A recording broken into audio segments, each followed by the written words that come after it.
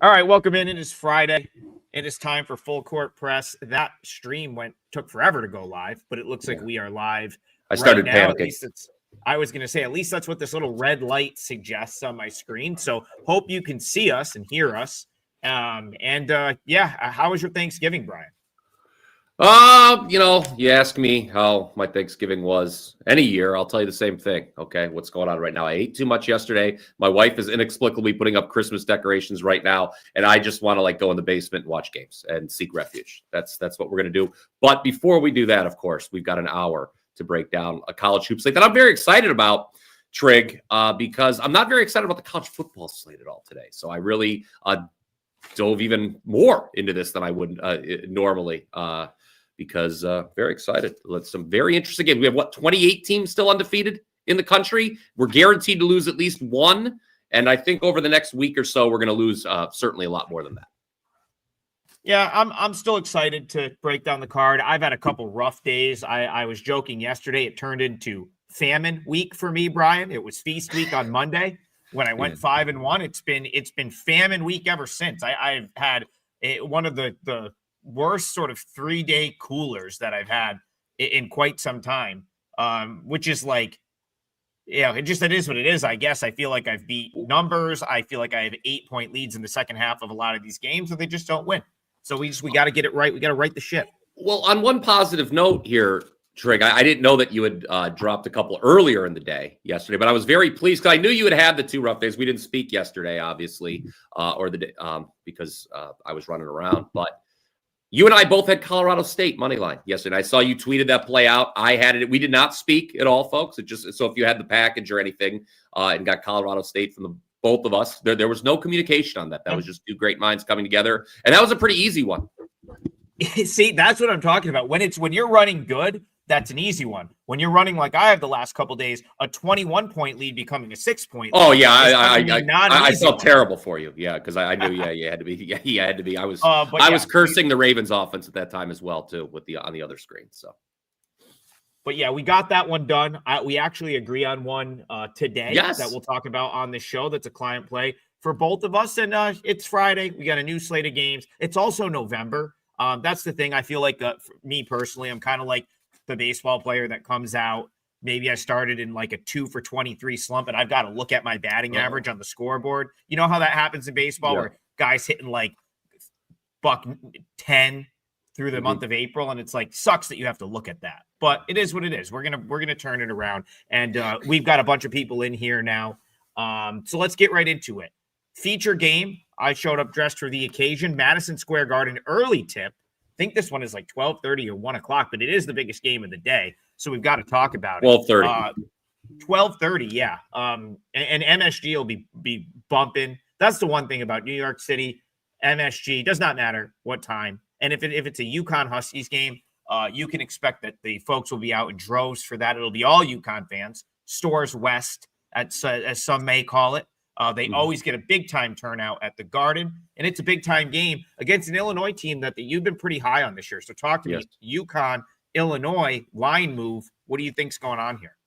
Yeah, 12:30 on Fox. This is absolutely going to be on one of my many screens in the basement, and I don't agree with this line move.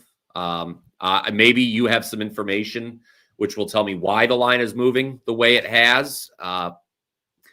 I'm a little lower. You talked about me being, it's sort of twofold, Trig. Number one, I'm pretty high on this Illinois team right now. Number two, I kind of Yukon and Florida. I'll say my power ratings are sort of bizarrely low. I've been looking into it. I'm is this, I was so mad I didn't fade Florida yesterday because my number said to fade Florida. They've kind of consistently been saying to fade the defending national champs. But as for this game, I make this game a pick'em. And with the line moving the way it has, at some point, I may get interested in taking the points with the Fighting Illini here. Why would I do such a thing? Well, not just straight numbers, guys. Illinois is a team up front that can actually compete with Yukon, right? We talk about this Yukon team, Trig. What do we always talk about? Well, we talk about how great they are up front. Illinois, 3rd in the country in rebounding margin. I think they're getting help. I know I think, I don't think I know because we had the conversation. I was there for the conversation before we went live, but you're talking about Yukon maybe getting a little healthier. Illinois, maybe get a little healthier as well.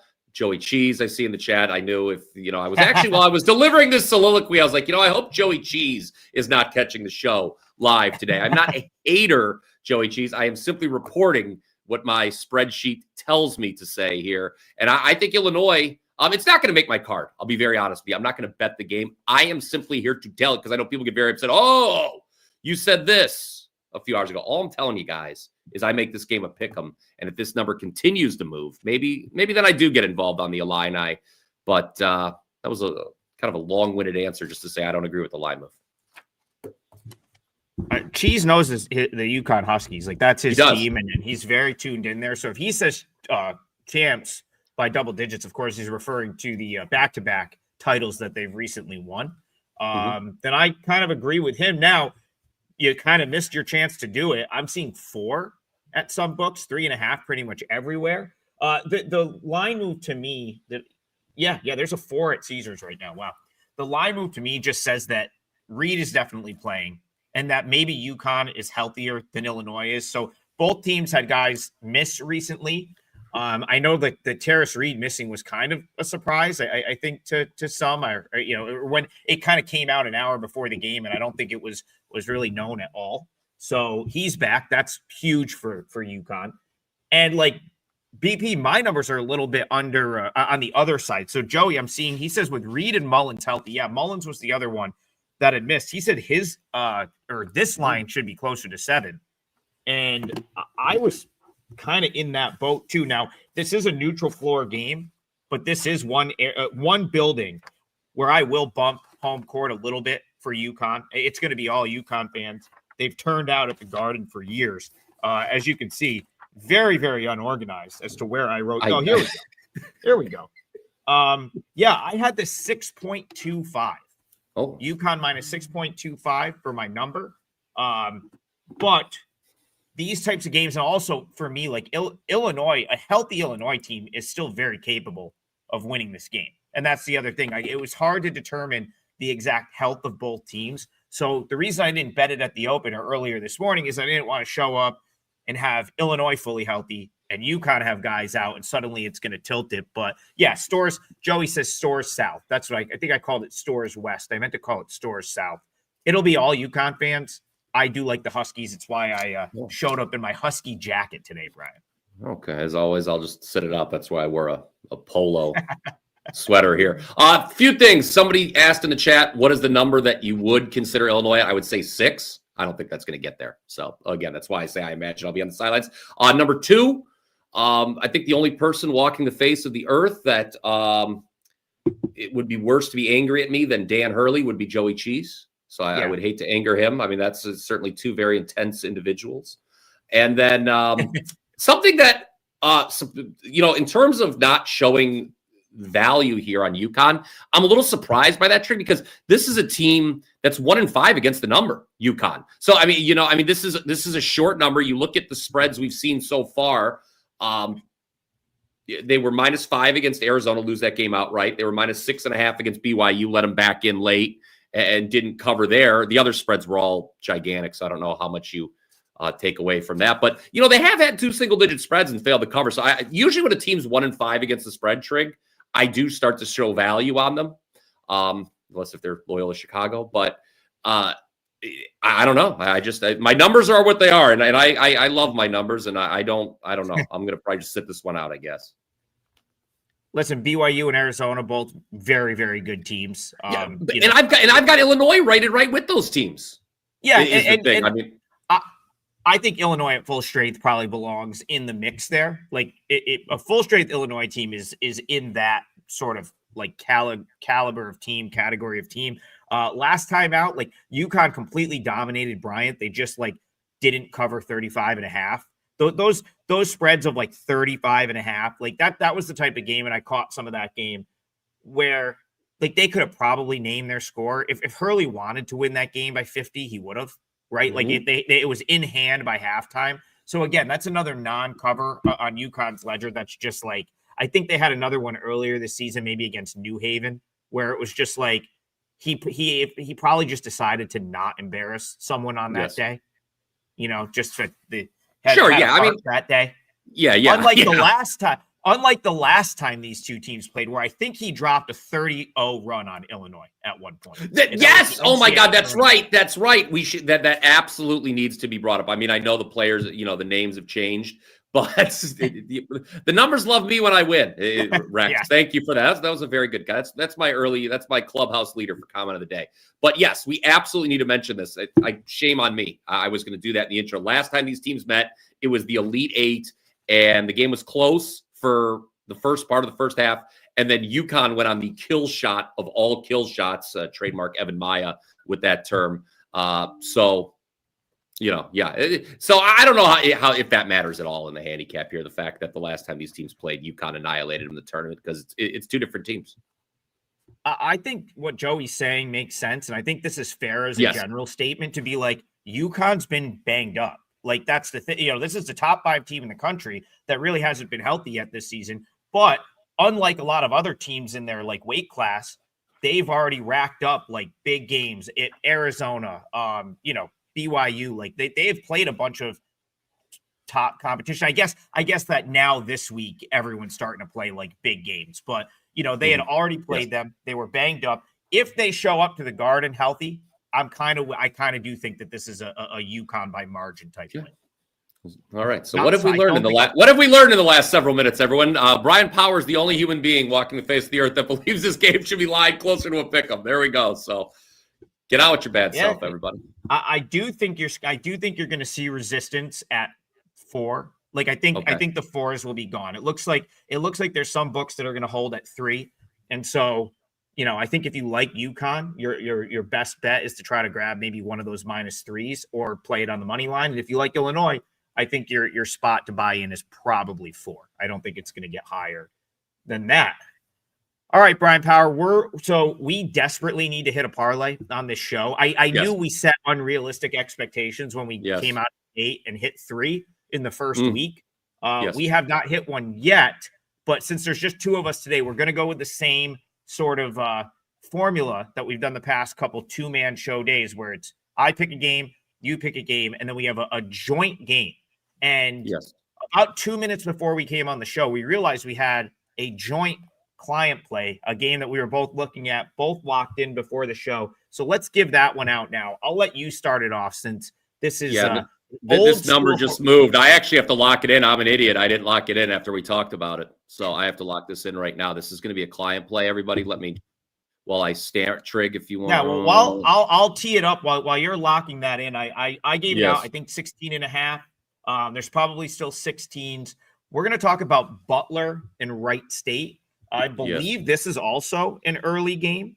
Correct me if I'm wrong. I think 2 p.m. game. This is at Hinkle Fieldhouse. So for me, I know, personally, after the bloodbath that was the last couple days for me, I'm definitely gravitating more toward just the campus, the normal games. I'm getting a little bit away from the MTEs. I think there's just a lot of crazy results. I mean, you're playing multiple games, multiple days, tropical locations. The results have been all over the place. I've been on the wrong side of some of them. So these are the types of games. Just a normal game on a Friday. Wright State, Butler. Used to be a little bit of a rivalry in the Horizon. Yeah, this was a good rivalry in the Horizon League. Yeah, with the Horizon hasn't been the same since Butler left. But I think it's a good spot here, Trig, to sell high on Butler. They won an MTE out in Greenbrier, West Virginia. The name of that country club is place looks sick. That place looks awesome. It's the Browns have practiced there and stuff in the past, believe it or not. But so Butler out in the MTE, they beat South Carolina 79-72 as a 4-point favorite, and then they upset Virginia as 6.5-point underdogs, 80-73. You look at those 2 games, guys, and they were both pretty impressive performances for the Bulldogs. They shot 61% in the second half against South Carolina.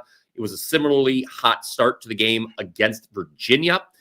And as you crack open the statistical profile for the Butler team, guys, you're going to find that they've shot the 3 very well so far, right? Anytime a team's playing well, chances are they're shooting the 3 well. Well, Butler's 22nd nationally from behind the arc, 40.3%. They're doing an excellent job at cleaning up the offensive glass as well. 4th highest offensive rebound percentage nationally. So you shoot the 3 at a 40% clip, you're collecting that high of a percentage of offensive rebounds.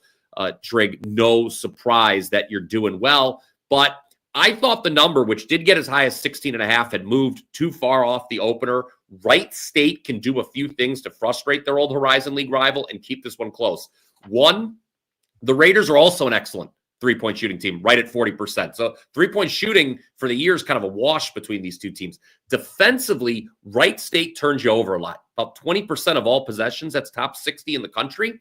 And then Wright State also likes to play slow. Can they win the pace war?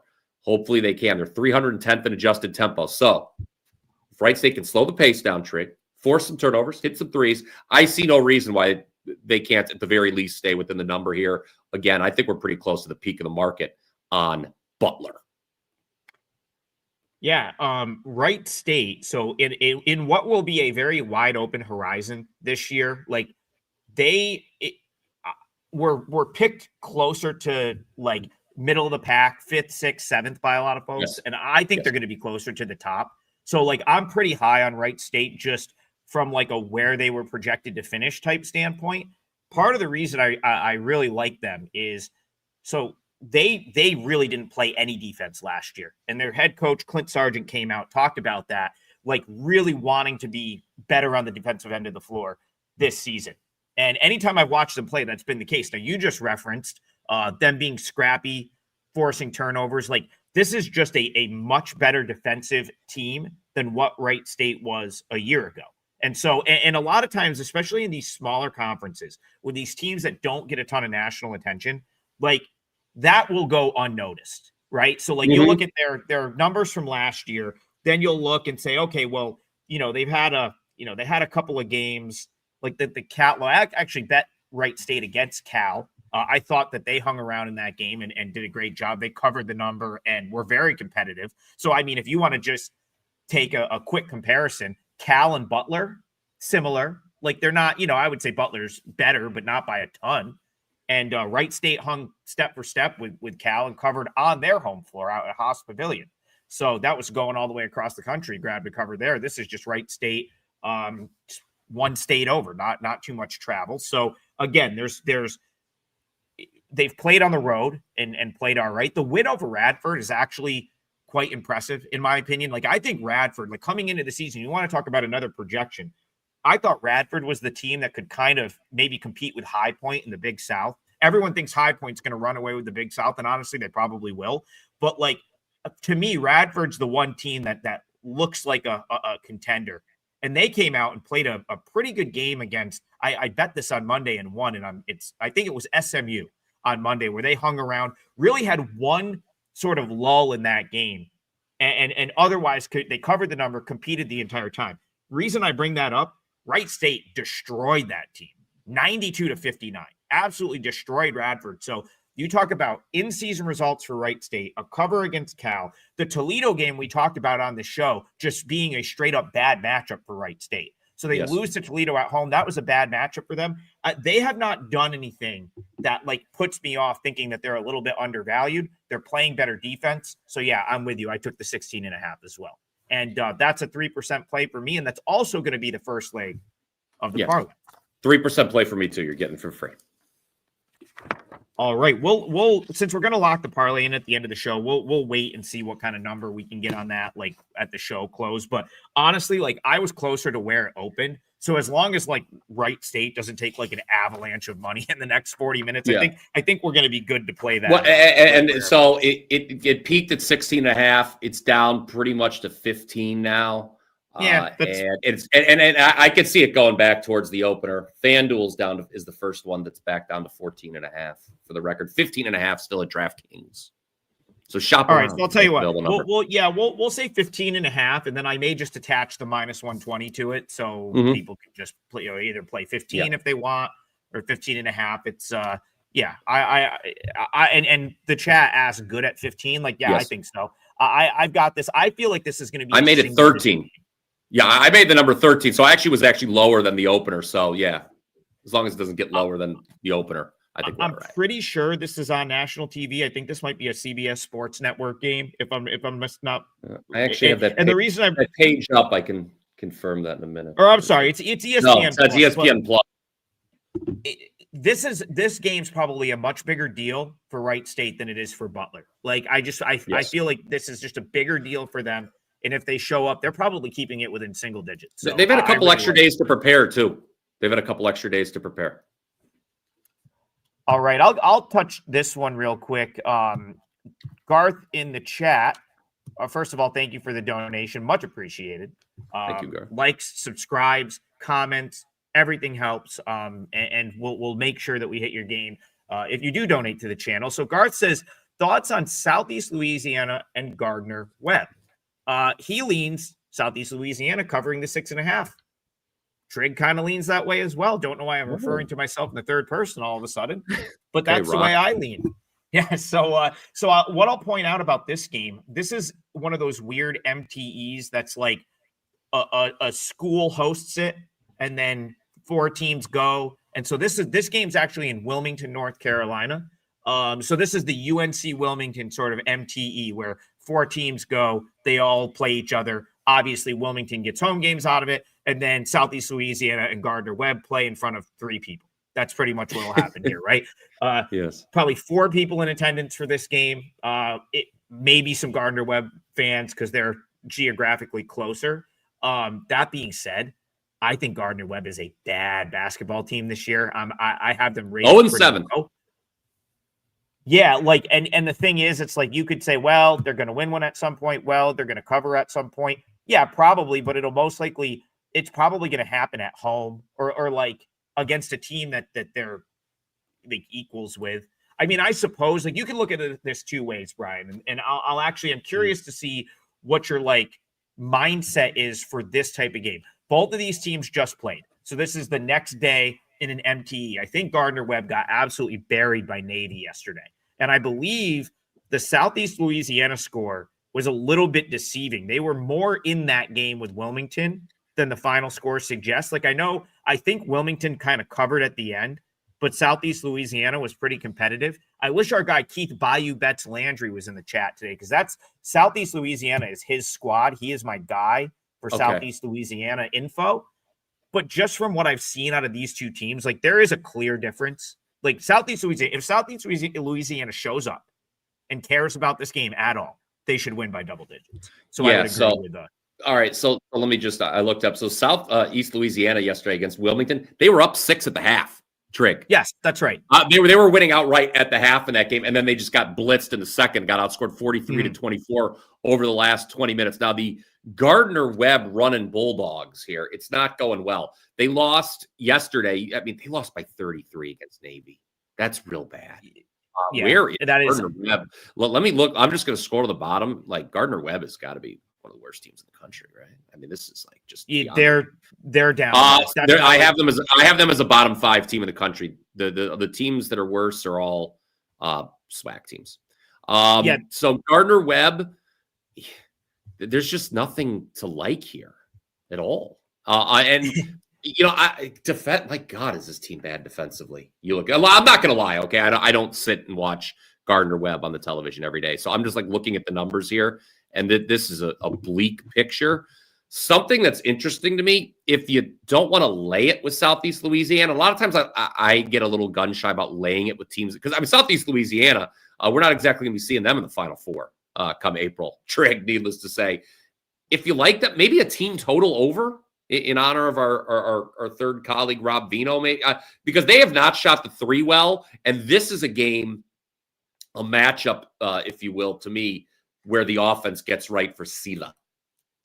Well, yeah, and the other thing you got to point out with Southeast Louisiana in terms of like shooting the ball, just look at their first 4 games, or really all 5 of their games, right? Like UNC Wilmington is a very, very good basketball team. Mm-hmm. They have not had CJ Luster yet this year, and I think that they've still only lost 1 game, and it was a game that they could have absolutely won against Kent State. And that's a good Kent State team. And that was on the road. That's Wilmington's only loss. Like Wilmington is right. They will be right in the mix with Towson and who maybe, I don't even think Charleston's on their level. I think it's going to be Towson or Wilmington in the CAA, but this is a really, really good team. And they always play well at home. Trask Coliseum. I don't know if what the atmosphere was like last night. I didn't catch but like almost every home game for them, Wilmington is like a raucous atmosphere. It's one of the better mid-major sort of like crowds that you're going to get on a game in and game out basis. So like the reason I bring that up is aside from the non-D1 game that doesn't really get factored into numbers that much, that's CLA's one win. Southeast Louisiana this year has played at Ole Miss, at Louisiana Lafayette, at Georgia Tech, at Mississippi State, and now at UNCW, because even though this is an MTE, that's of course a home game for Wilmington. So 5 road games, and now they're going to essentially drop in class from like power conference teams or a Wilmington team that's probably going to the NCAA tournament down to what you have called a bottom 10 team in the country. And I really can't disagree with you there. So yeah, I mean, I made this number a little bit like I showed a slight edge to CLA on the number, but yeah, I think that them scoring, because again, this is a noon tip, it could turn into a free for all. Maybe the team total over is the way to go. Yeah. Just to put a number here, CLA shot 17% in this building yesterday from 3. So you would expect, obviously, that number is going to go up. Should we get to this VCU Vatech game? Because I think the chat may come at it. Because it's about the tip, and the chat's going to come at us with pitchforks if we don't talk about it before it tips. Look, it's not, guys, remember, people catch us on the replay, and they don't want to, they're going to speed through games that have already tipped. It's a hard game to handicap because you're talking about a 10:30 a.m. Eastern tip, 1 day removed from both teams not playing well. It's a consolation bracket in an MTE.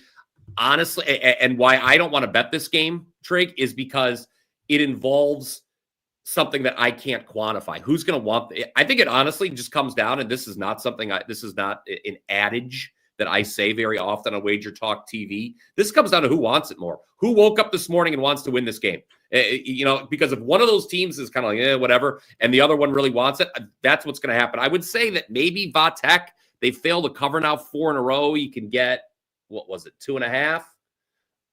3 now?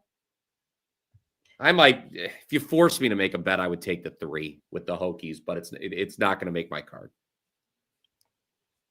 It looks like Toby Lawal will remain out for this game. Which has been a problem. Yeah. Yeah. I mean, he averages a double-double. So like, even though he was out last game as well, that's a tough guy to not have. Yes. And that's why the line move. That's why the line is moving, I would suspect. That's why the line is moving. Yeah, that's a tough guy to not have in there if you're Virginia Tech, in my opinion. So I think that, like, again, I have absolutely no desire to bet this game. This 10:30 tip in the Bahamas, like you said, like, who wants it more? I think this was the one location where, like, the first day of the tournament, like, no one could shoot. Now the shooting was like a little bit better yesterday. So, Lawal being out, I don't know. I think maybe that lends itself to, like, he is a good rim defender. You could just go over. I would say like over probably makes some sense. Vatech only had 20 points in the first half against St. Mary's, but again, that's St. Mary's. So I don't know. Yeah, it was an easy pass for me. Yeah, I think I'd have to fire something off here with like 30 seconds before the game tips. I think I would either go VCU or over, and not with any sort of real conviction. So I guess we had to cover it. We touched on that one, and now we're going to move on to a different game. Let's get back in the chat here. Appreciate you guys tuning in. I know everyone is probably has other things to do this weekend with family and stuff. So we appreciate that you made time to listen to us chat basketball. Hopefully we can put you on a winner or two.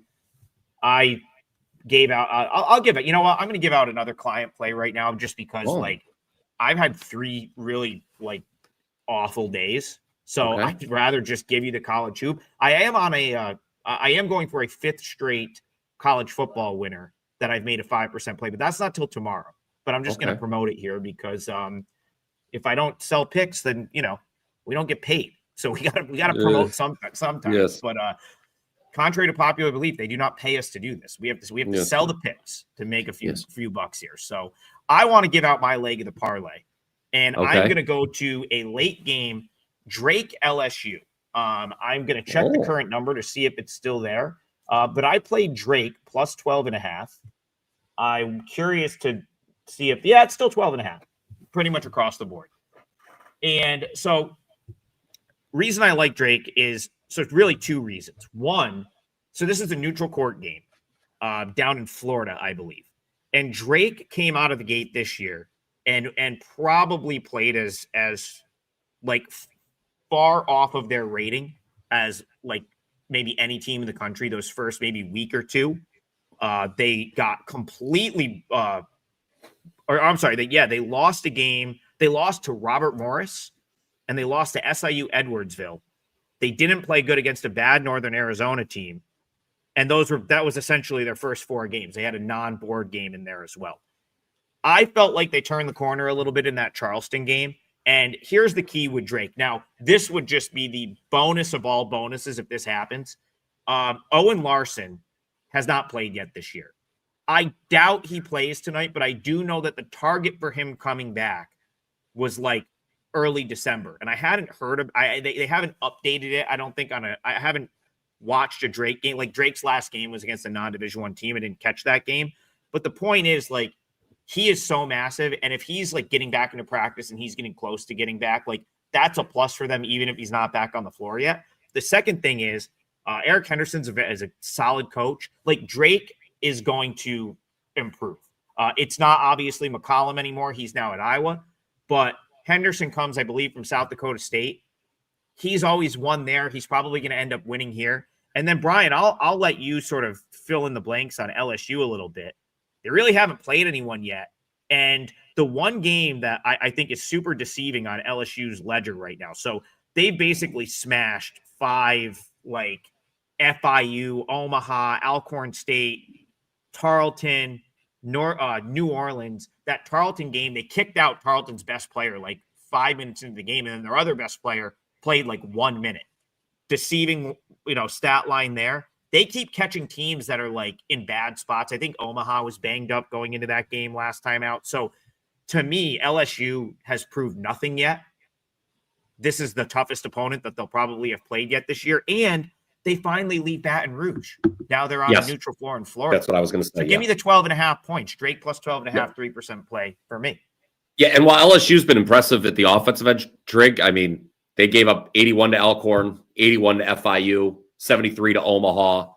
Those aren't good defensive numbers at home at all. So, I think LSU is a potential sell high team. Similar to what we talked about with Butler earlier. I did see a question in the chat. I think somebody must have just missed it. Was it Jason maybe? Or was it? I didn't mark it. Oh, that's embarrassing. Yes, Jason Jones in the chat asked, I haven't heard you guys mention Butler on the show yet. We did. Both Trig and I like Wright State. You can check that out if you want to go back in the timestamps right now. The 13-minute mark, we begin discussing the Wright State Butler game, if you want that. I'm also going to just take a second to promote Trig. I know you talked about the 5% college football play you've got on tap. Guys, don't forget, if you want to get every college basketball play that Trig releases, I release, and Rob will be back on the show next week, you can get 3 days of us for $78.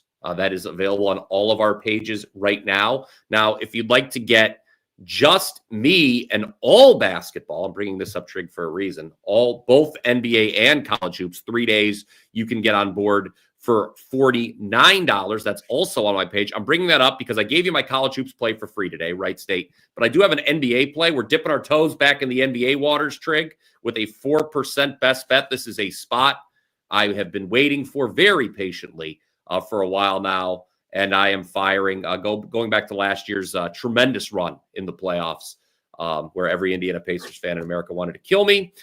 We are 12-2, our last 14 selections in the NBA. So 4% best bet in the NBA tonight. You can get that at my page, wt.buzz/BP. Yeah, I know that, it's a little counterintuitive and they want us to highlight the streaks, but I think it's a much more effective promo to be like, hey, I've been god awful the last 3 days. So this is the time to buy. So this is when you want Trig. You didn't want them the last 3 days. You want them this weekend. That's my promo right there. I agree. Like I said, I was very happy when I saw you were on Colorado State last night with me. So. Yeah, we're seeing eye to eye on a couple today as well. So Cappy Corner says he's going to the Drake game. I believe this is in Destin, Florida. Sounds nice. I'm looking out. I've been there before to Destin. That's my wife's parents. They're snowbirds. They drive all the way around Florida. Isn't there spring training in Destin? I believe I've caught a spring training game in Destin. Isn't that where the Blue Jays play? No, it's Dunedin. That's Dunedin, but still, Destin, Florida sounds fantastic. Okay. I am looking out my window right now. There's already 6 inches of snow, and we're probably got another. We got it. Driving home from my parents' house last night was horrible, but nobody wants to hear about. Yeah, it was. It's going to be a rough weekend here. We're getting a lot of snow. So I plan on going nowhere. I'm going to be watching college basketball for like 72 hours, maybe sprinkle in some football, maybe leave the house at some point in time. I feel like I haven't in days, but it's always good to get some fresh air. And one more thing before we move on, great little tidbit from 12 Colsey here. He says Drake has won each of its last 12 games against non-AP ranked opponents at a neutral venue. It's an interesting stat. This, of course, is a neutral venue. Not have that. Wow. Great stuff from the chat as always. All right, let's keep it going. We're 23 minutes from the end. Do you know what your parlay leg is going to be? Do you? No, I don't. Go there. All right, then let's not go there. Fire on Wright State. Yeah. So, all right, I'm going to skip that. Let's go to the chat here. Santa Clara, we could talk. Well, I kind of got one. I got one we should throw out. Let's because this is an interesting game to me. So yesterday, you and I both agreed on Colorado State. Yes. But I also think you and I were both more in fade Wichita State mode. At least I was. Like I don't mind that Colorado State team. I think Ali Farokhmanesh is probably a much better coach than people realize. Like he, of course, takes over for Nico Medved. He was the top assistant there, but I think he was the brains behind a lot of what was going on. So I upgraded Colorado State in my rankings from what I had them at earlier in the season. That being said, they turn around and now have to play South Florida, who is going to just run them up and down the floor. Yeah. And B, has not played well yet in this tournament, but they figured it out in the second half and were able to come back and win in overtime. I kind of lean USF here. I was curious to get your take on this one. USF's not the kind of team you want to play without rest because just the style of basketball they play. That is just not a team. Yeah, I mean, especially like at the end of an MTE, right? So I mean, this is what 3 games in 3 days now in Atlantis. I mean, that's like one of the South Florida would be on the short list of the absolute worst teams you could play in a 3rd game in 3 days. Day after Thanksgiving, there certainly is a chance they get run out of the gym. Yeah, this I may have to add this one too, especially if before it moves and I can get a cheap money line. I guess the reason Brian Hodgson's going to play like he wants to play like Alabama plays. That's his whole MO. It's what he did at Arkansas State. He comes from the Nate Oates coaching tree. He wants to go up and down. Shot volume, like it is going to be crazy. The pace is going to be crazy. And also, I kind of made a joke about it, but like Colorado State, if that game went another 5 minutes, they may have lost that game. Like thank God that Kenyon Giles finally missed a crazy 3 that he chucked up because they were really starting to ask for it. And what happened? Wichita State was down so much that they really just turned it into a game. They turned it into the type of game that South Florida is going to play right out of the rip, right? Like they started to press. They started to kind of get what Wichita State had to get away from their game because they were down 21 and they came all the way back, Brian. I think they had it down to 6 at one point with the ball. So if that's the type of game that Colorado State's going to see right off the bat and they've played this many consecutive days, I think I got to play USF here. You know what game we need to talk about because it's a big game. And it's in Atlantis. And I mentioned at the top, we still have 28 teams undefeated in the country, and we're guaranteed to lose one. The reason we're guaranteed to lose one today, guys, is the championship game of the Battle for Atlantis is Vanderbilt and St. Mary's. Obviously Illinois, Yukon is the headliner today. It's why we opened up the program. This is unequivocally to me the second best game on the slate, Vanderbilt and St. Mary's. And it's a pace war. Who's going to win this game? Well, who dictates pace? These two teams do not play the same at all. Vandy wants to get up and down, and it's it. We just talked about South Florida, right? If third game in 3 days now for St. Mary's, we know how they like to play slow, make you uncomfortable. We saw what they did defensively against Virginia Tech. We talked about it earlier in the program. Whoever dictates pace is going to win this game. Obviously, I know that's kind of a cheap way to get out of picking a winner here, but Vandy, don't forget, I'll say this. A lot of times revenge, we were talking about Butler and Wright State, how it used to be a Horizon League rivalry. Obviously, none of the players that are playing in this game today care about that at all. That was 10 years ago, more than 10 years ago. Those teams were conference rivals. I mean, these kids were, still in grade school when that was going on. But this is a situation with legit revenge on the Vandy side, Trig. They lost in the first round of the NCAA tournament to the Gales last year. I think it's on the mind. I like this Vandy team, quite frankly. Small lean to the commies here in the Atlantis Championship.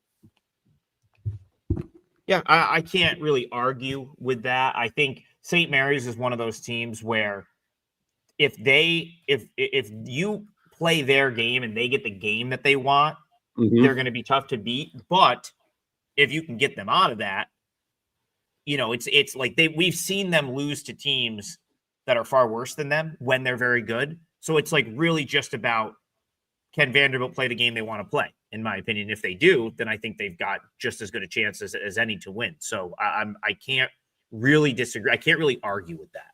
I got a thought on this one. Let's we've got 18 minutes left. We'll still hit a bunch more games, but I know there's a ton of games, and we'll start to go a little bit quicker. We'll get Brian Powers parlay league. Brian Parlay. Easy to say, yeah. Even to say, yeah, easy to say. Be like Parlay Club, Brian. Yeah. Brian Parlay. And anyway, any thoughts on BYU minus 10.5 at Dayton or against Dayton? That's another MTE game down in somewhere. I think they're in Florida as well somewhere. A lot of these teams in Florida for the weekend. Yes. I don't think Dayton is any good. Like I think they straight up get smashed here. I don't know if like you're getting much value on a BYU spread these days, because of course they won and covered yesterday, and it feels like everyone in the country loves this BYU team. Yes. But like I think Dayton is a team that's gonna, like, when they play competition that's like better than them, I think they're gonna get run out of the gym. They don't handle the ball well. They were a little bit fortunate to win last night. I watched them play Bethune-Cookman. They looked terrible, totally just sloppy. That's not going to fly against BYU, in my opinion. So I would actually lay it with the Cougars here. Dayton has played a really weak. You talk about being scared of them when they step up in class. They've played a pretty weak schedule to this point. Dayton, 228th in strength of schedule. BYU, they've played a much stronger schedule, obviously. And, their only loss was the game against Yukon that we talked about earlier. BYU doesn't turn the ball over. Dayton doesn't turn you over. BYU does. So, if you're a lot of times for these underdogs to pull the upset, they need to do one of two. They need to either get hot from three or get extra possessions by turning you over. And I just don't see Dayton doing that here at all. This game is in Kissimmee, Florida, by the way, for those keeping score. And another way that you can create extra possessions for yourself is offensive rebounding. Well, BYU is way better than Dayton at that. So, it's a big number to lay, but I think Dayton kind of there's the potential here for Dayton to get run out of the gym. I think BYU, as the season goes along, is going to continue to just get better and better. Like they're just going to, I have a feeling that some of the results early on, I think there was a game where they kind of let like Delaware hang around or something like that. Like by like January or February, this team's just going to be a wagon, as the kids like to say, Brian. Like they're just going to smash teams. And Dayton, you want to talk about a reason to downgrade Dayton. Dayton lost to Cincinnati. Our boys from the MAC, Eastern Michigan, just beat the Cincinnati Bearcats as like a 20. I did. I saw that. 20 and a half point underdog. Like, so that to me, like that loss looks a lot worse to Cincinnati, where Dayton wasn't even really that competitive, lost by 12. That loss looks bad. Oh, the game you and I were together, and UMBC took Dayton to like the wire. Ended up being like a 6-point game. There is I have my concerns with Dayton. I know they managed to beat Marquette. I don't know. I just don't think they're very good. Like, I think BYU blows them out. Okay. Let's go to Garth. He's donated again, so we're gonna actually have a pretty big opinion on this game. So, trend play. Garth says trend play. Hawaii first half home games have gone under in 15 of the last 21.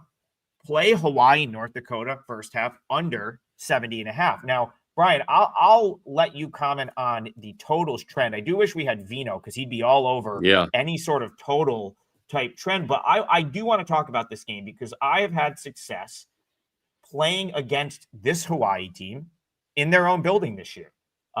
The market loves Hawaii this year.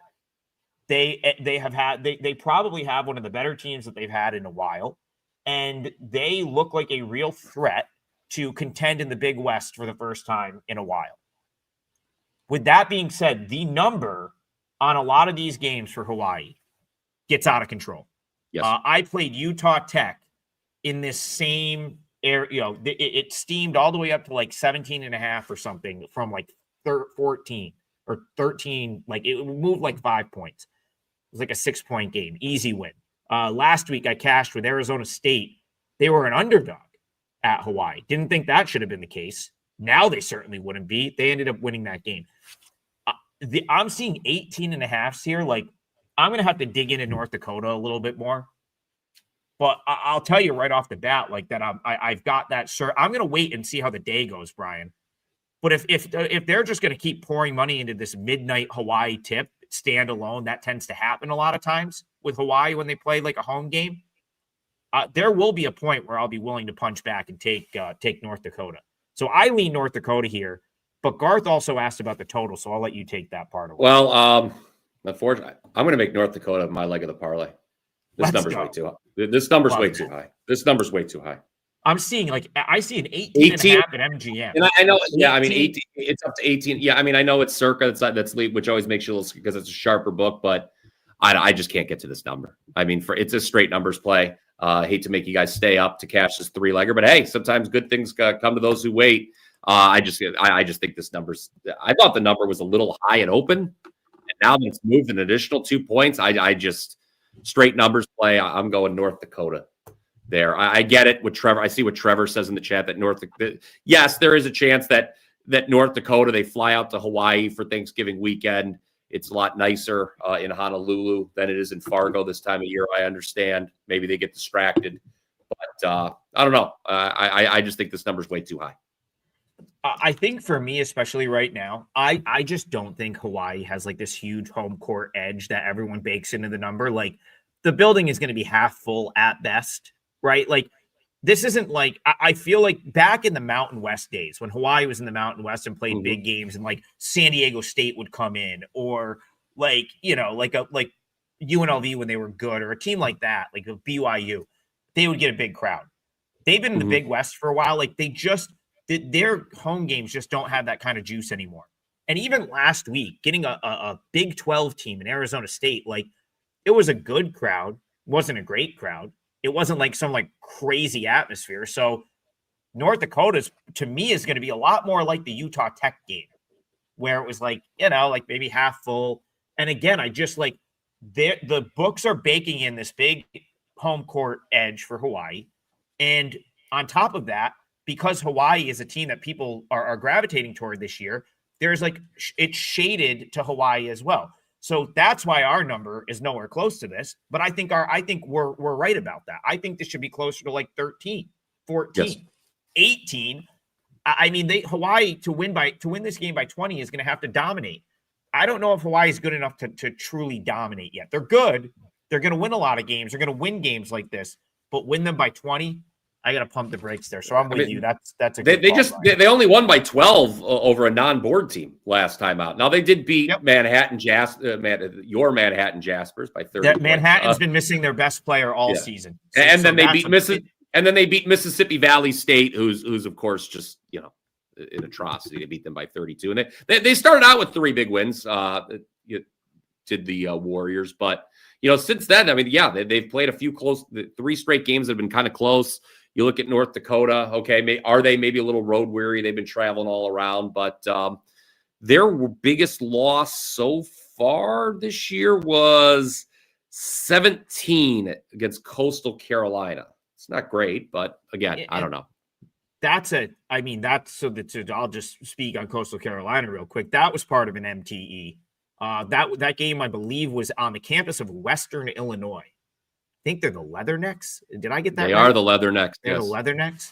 Yes. That was like, I believe that was day 2 of like one of these MTEs where it's like how I messed up my camera. I think we're back. How, day 2 of an MTE, like how I'm not going to dock you that many points for getting crushed on like the second day. Coastal Carolina is to me a very underrated team this year. So yeah, the more we sort of ramble on about this one, the more I feel like I'm going to talk myself into staying up with you tonight and grind it out. North Dakota on the island. Yeah. The chat really wants to hear about this Marquette game. Can we get that one in before the we've got the parlay locked in, so we do have 9 minutes. This is, I believe, Marquette, Oklahoma, and I think this game is where Illinois Chicago plays. It's in Chicago. I believe it is at the home of the Flames. The UIC Pavilion. Yes. Yep. Now I believe sponsored by Credit One for those keeping track at home. But what do you make of this game? This was one I had a hard time making heads or tails of, Brian. I'll tell you what, Starcade 87 took place at the UAC Pavilion back on Thanksgiving about 40 years ago. How about Scott Steiner? How about Scott Steiner's like nephew banging threes for us last night for Colorado? That's right. Yeah, that's absolutely right. What do I think about it? Yeah, I mean, so everyone kind of is looking at this as a buy low spot for Shaka Smart. I don't know. I was like right on market with this. I didn't do a huge deep dive into this game. I'll be honest with you. It was just one of those things that I just, when I made a number, it was like right on market. So I wasn't like, there were just other games that attracted me more. The thing is, you talk about being a buy low spot on Marquette. This is why it was. I knew there was a reason. Oklahoma has not covered 5 in a row. So you could argue from a value perspective, there's a little buy low on both teams. So, you can't buy low. You can only buy low on one. You can't buy low on both. Someone's going to win. Someone's going to lose. I don't know. This is like I'm sorry, gang. I mean, if you feel that passionately about Marquette, I'll tell you to bet it. I'm not going to talk you. I'm not going to sit here and say I feel strong enough about Oklahoma to talk you off of it. I'm just going to tell you that I'm not going to be betting this game here on Friday afternoon. Something's up with Marquette. That's the thing. And I badly want to like Marquette in this game. Yet Oklahoma's the side that's taking all the money right now. Up to 2.5 some places. From this open pick, maybe Oklahoma -1. I'm seeing books going to 2.5 on the Sooners. Oklahoma's getting healthier now with Jones back. Marquette doesn't really have a second scoring option behind Ross. So, I think that's another concern for the Golden Eagles side. Yeah, like I've watched Marquette's last 3 games, and big time concerns for me with this team. First of all, they lost to Maryland when Maryland was missing like 3 starters. Okay, Maryland was missing like 3 of their 5 starters, and they beat Marquette, I believe, in Milwaukee at Fiserv. So that's actually a much worse loss than it looks like just looking in the box score. The next game, they lose to Dayton, also on their home floor. And I just ripped Dayton like 10 minutes ago on this very show. Right here, just 10 minutes ago. I talked about how I had to downgrade Dayton even further for losing to Cincinnati. Like Marquette got beat by Dayton at home. And then last time out, they were, kind of unimpressive against Central Michigan. They let the Chippewas, Brian, hang around.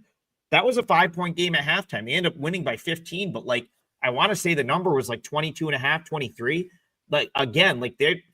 I just don't trust Marquette right now. So probably Sooners are past, but it's a tough one. That's neutral court. Geographically, Marquette fans should be able to, although I don't know if you want to go to that part of Chicago, to be honest. They might stay home. Who knows? Yeah. But we'll see. At any rate, it's a tough one. It's a good discussion. I think you can make a lot of interesting points. Let's get Trevor says Marquette, my biggest bet of the day. Shock over Porter Moser. Yeah, normally I would agree with that, but like I just feel like Marquette's off, and that's why I can't get there. Yeah. Yeah. I mean, you have two teams. I mean, it's got you can argue the get right spot buy low for either team. I mean, that makes it a tough handicap.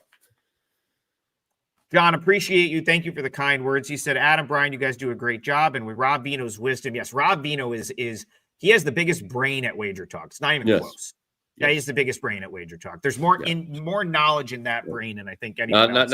My brain not as big under this big mop. Yes, I will say if you're catching us on replay, and you weren't able to, not able to catch the show live, not able to comment. Of course, we're live every 10 a.m. Monday through Friday here on the WagerTalk YouTube channel. But if you're just pardon me, I got so choked up about supporting the show. If you want to show support for the show and you're watching us on replay, it's very simple, guys.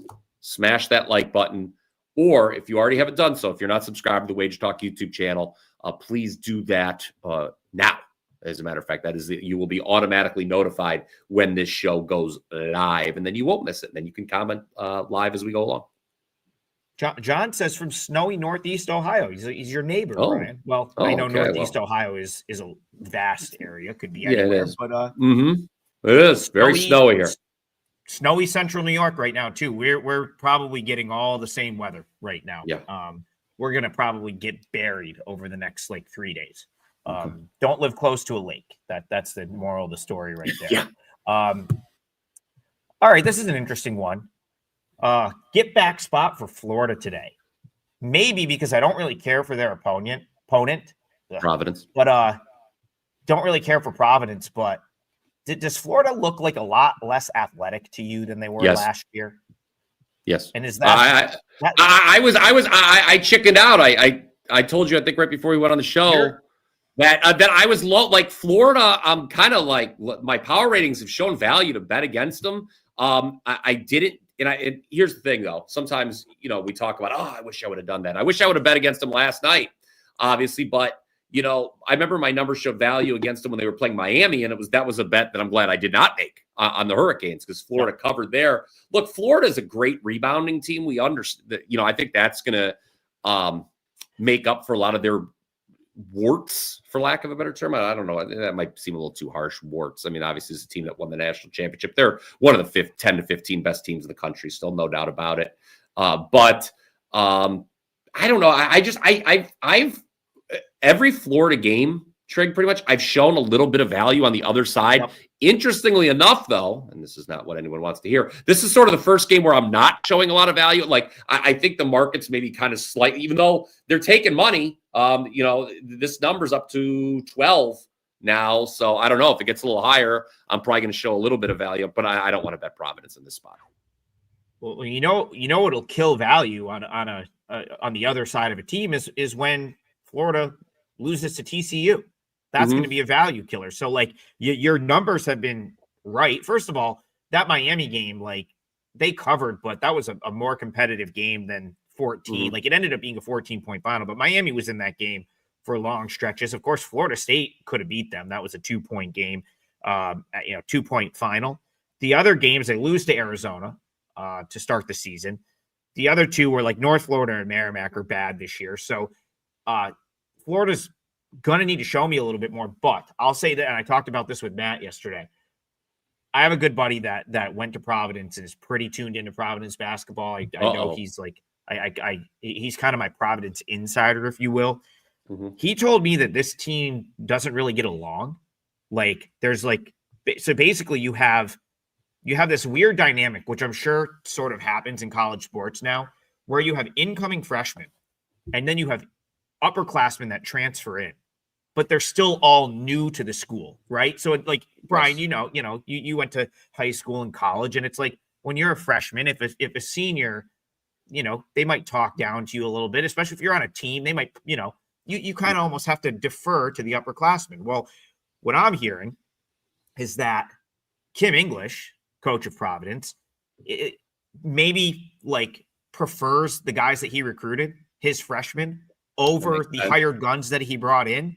But those guys are upperclassmen, so they probably feel like they're entitled to the treatment that an upperclassman would get, but they're really all new to the school. And what he's telling me is it's created a dynamic that's not exactly ideal. And then Trevor in the chat basically said, well, this Providence team sucks. I don't Certainly really disagree the with less that. technical handicap, yes, but yeah. Happy Friday, guys. Welcome to Puck Time TV. 15 games in the NHL today. We got a handful of them to break down for you. Myself, Andrew McGinnis, Carmine Bianco, Lawrence, the Presman, and Don Julio Buster with us to break down a ton of games. Looking forward to getting into it. Before I jump into it, guys, a couple of promos to mention. The Thanksgiving special is still available. 7 days for $67, less than $10 a day. Make sure you jump on that. And also, we've got all kinds of Black Friday deals to get to. We'll mention those later on in the show. Carm, the NHL schedule makers, doing what they do best for us. And of course, I understand Thanksgiving, but hey, Wednesday, 15 games. Thursday, 0 games. Friday, 15 games. You love it, but you don't love it. It's a lot of work, a lot of prep. Luckily for us, yesterday was just Thursday and not Thanksgiving. We had all kinds of time to prepare and get ready. And with that research, it actually led me to a 5% play. But I know you've got some plays as well for today. It's going to be a great day in the NHL. Happy Friday to you, Carm. Yeah, thanks, man. We have a lot to do on the show. So we are going to get right to it. And then you and I will chat later. We got to get, it's kind of like the relative you invite over, but we can't wait to get rid of. The Prez. No, he's got another show to film. Art to Caesar. It's a huge and busy time at Westgate Sportsbook. So Art's given him some of his valuable time. So let's get him in here right off the bat to talk about Toronto and Washington. None other than the Prez. What's up, Prez? Boys?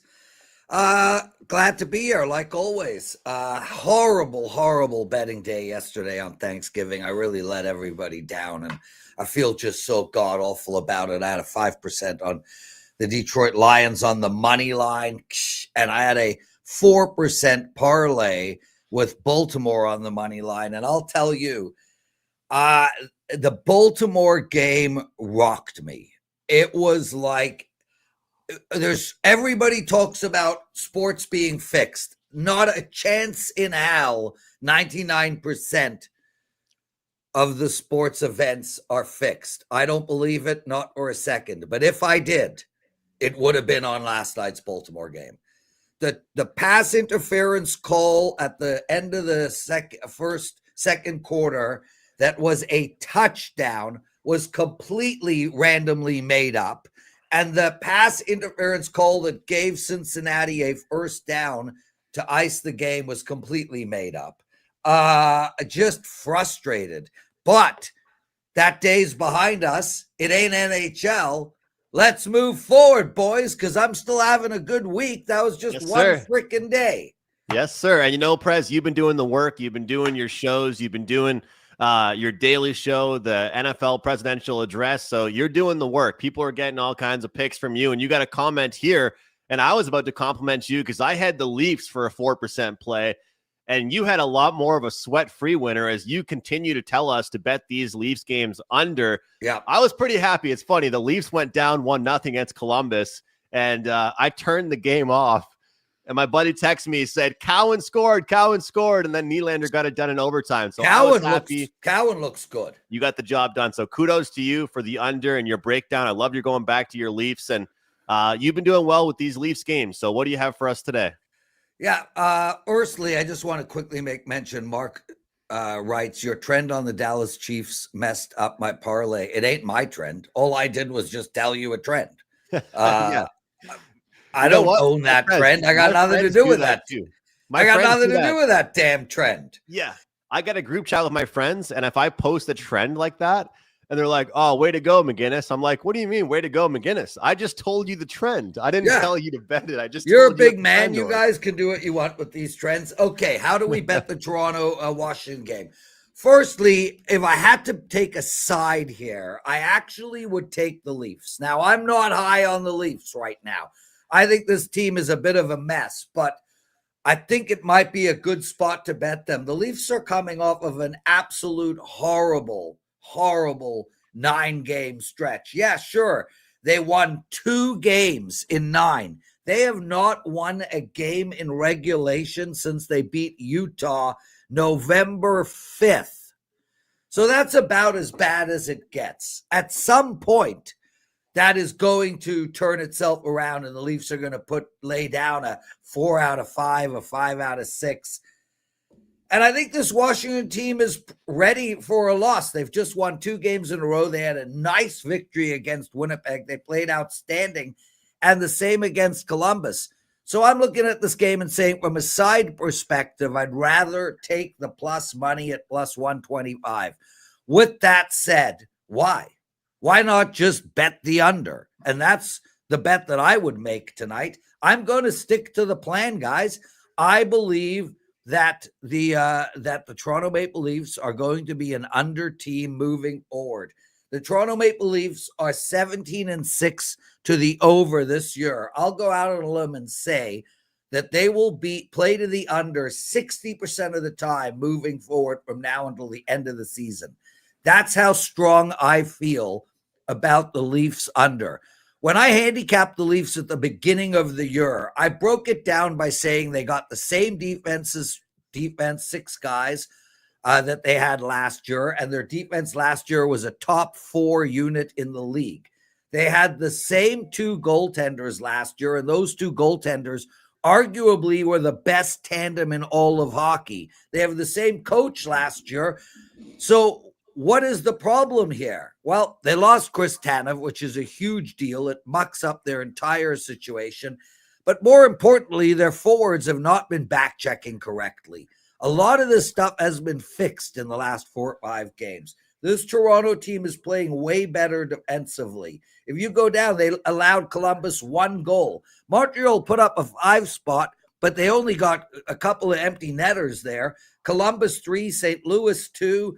This team is finally starting to find some kind of cohesion on the back end, and Joseph Woll is playing much better than Stolarz was at the beginning of the season.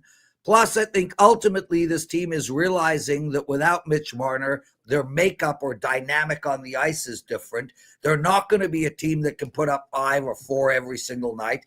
I think we're seeing a transition with the Leafs from a team that dominated offensively for 7-8 years to a team that is going to attempt to dominate defensively. I think they're going to take a page out of Florida and what St. Louis did when Berube was back there. So this number is 6. And on top of all of that, I think the Washington Capitals are going to play to the under all year too. So I'm not overthinking this, guys. It's 6. I'm taking the under.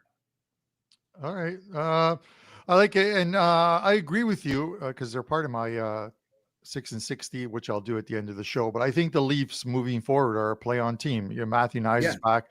Austin Matthews is back. And people sort of equate those 2 coming back with, oh, they're going to score a lot of goals. No, they're just 2 pieces that need to be in that lineup so that the Leafs can set those lineups the way they want to and have a good first line, good second line. Yep. Also, Austin Matthews is one of the best defensive forwards in hockey. So people have to realize that too. Yeah. And not having him there is a big deal. Prez, what do you got to promote? Brother, right now my NBA is killing it. I'm on an 8-2 run in NBA. I'm 60% of the season. I got 1 NBA play up for today. My college hoops, 4-1 run, 9-4. My NHL has been dominant for the last month. So, yeah, I got 1 NHL, I got 1 NBA, and I might have a college basketball play. I'm going to work on that in about an hour. And I do have a bet for everybody on the NFL football tonight. But, man, you can find somebody better at NFL football right now. Let me fix my season. It's a bloody disaster. I am not suggesting that you play me today. But I know as a fact that December is my best month of betting in NFL. I've done this 30 plus years. I know when I do my best, and I am literally down 40 units this NFL season. We're going to talk at the end of December, and I will have fixed it. So I'm excited for the challenge. All right. Good to have you on. And anyone who picks up that Thanksgiving Day special, the $67 for 7 days, will get your NFL play that Two hockey you're telling plays them to go tonight, elsewhere. guys. Two hockey So, plays tonight. Yeah, man. And you got some fans in the chat. Pizza Dan. I know who Pizza Dan is. We played poker together when I was playing cash at a young, early age at the River Room. Prez, you remember the River Room? No, I do not. I never played there. But, guys, I got to run. All right. Get Love out of you here. all. Thanks for having me. Don Buster is so exciting to have Don Buster around, huh? Now that he's back in Mexico, he's going to have that extra hype to him as well. He's not. He's not. Apparently, when I called border security, I gave him the wrong info. So Buster's still in Canada. And he was out with Rob Braley yesterday. So we'll see what kind of shape he's in. Be well, everyone. Thanks for having me. See you later. Yeah, he was hanging out. We'll bring him in a little while, Andrew. But I was going to get together with Braley yesterday, but he said a few of them were going to get together in Stony Creek because of the weather that was about to hit Toronto, some snow, some ice. And I didn't want to go out there. It's probably like about $150 for an Uber there and $150 back. I'd rather put that 300 on the over, which I had in the KC and Dallas game, which Andrew completed a 7-0 day for me at WagerTalk yesterday. For my clients. 7-0. 7-0. Absolutely rocked the Euro League. Love those days. I want to go 7-0 again today, but and I do have a 5% play up, guys. It goes at it's an early puck drop because the NHL has a bunch of 1 o'clock games. So head over to the website and you'll find it, wt.buzz/CB. With that said, Andrew, man, there's some exciting games on Wednesday. And I think it's going to be the same. Having all these games on a Friday, and then there's the quick early matinee games on Saturday is going to make for some weird stuff. You know, when you talk about Freaky Friday, what do we call a Saturday? The early matinee ones, because it's going to be like what?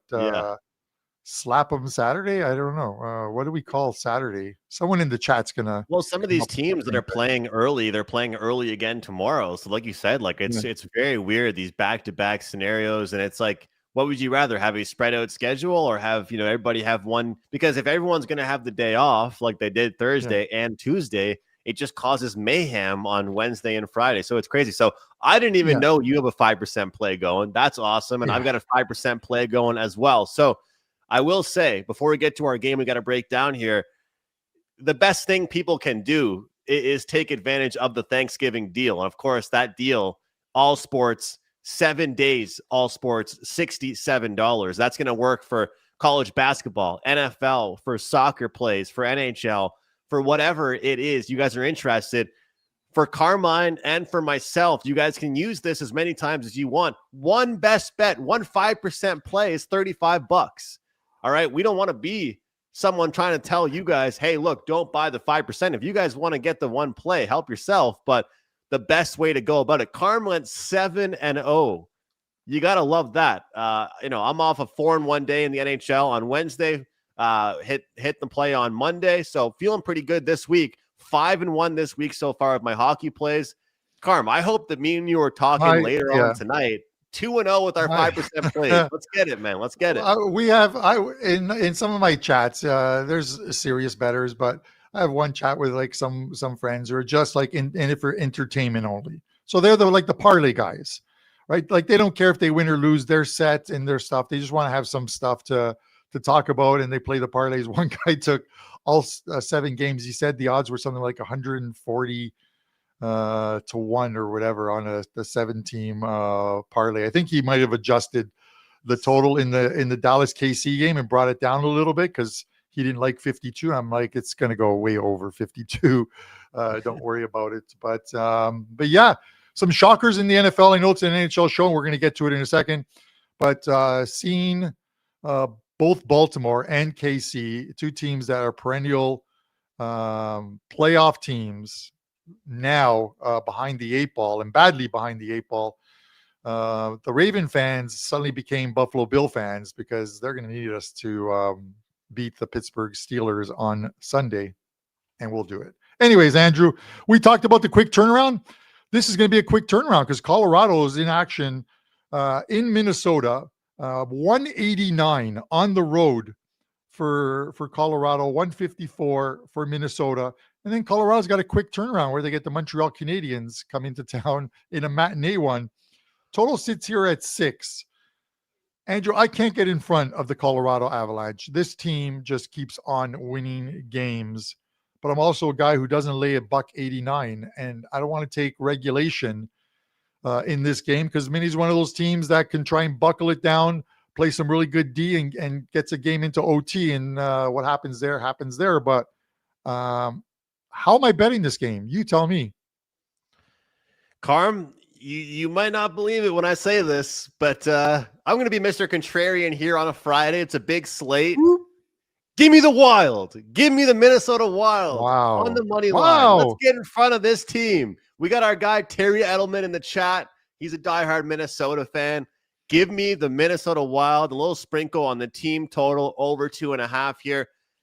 I was just doing a show with good friend Jeff Dawson, and we were looking at this number. We're breaking down the market, and I know it sounds crazy to say this, but Carm, this price is almost a little bit smaller than you'd think it should be. I mean, this is like right now looking at this Colorado team, this is like the Golden State Warriors with 72 wins on the year. This Avalanche team, for whatever reason, the only games they lose are in overtime. It's the only games they have one regulation loss on the season. I gotta love this comment here from Gus. Andrew, stay off the bottle, my brother. It's just coffee. It's just coffee, and I'm pumped up. I got a lot of strong coffee in me this morning. But look, this Wild team is playing better hockey. When they're at home, they play better defensively.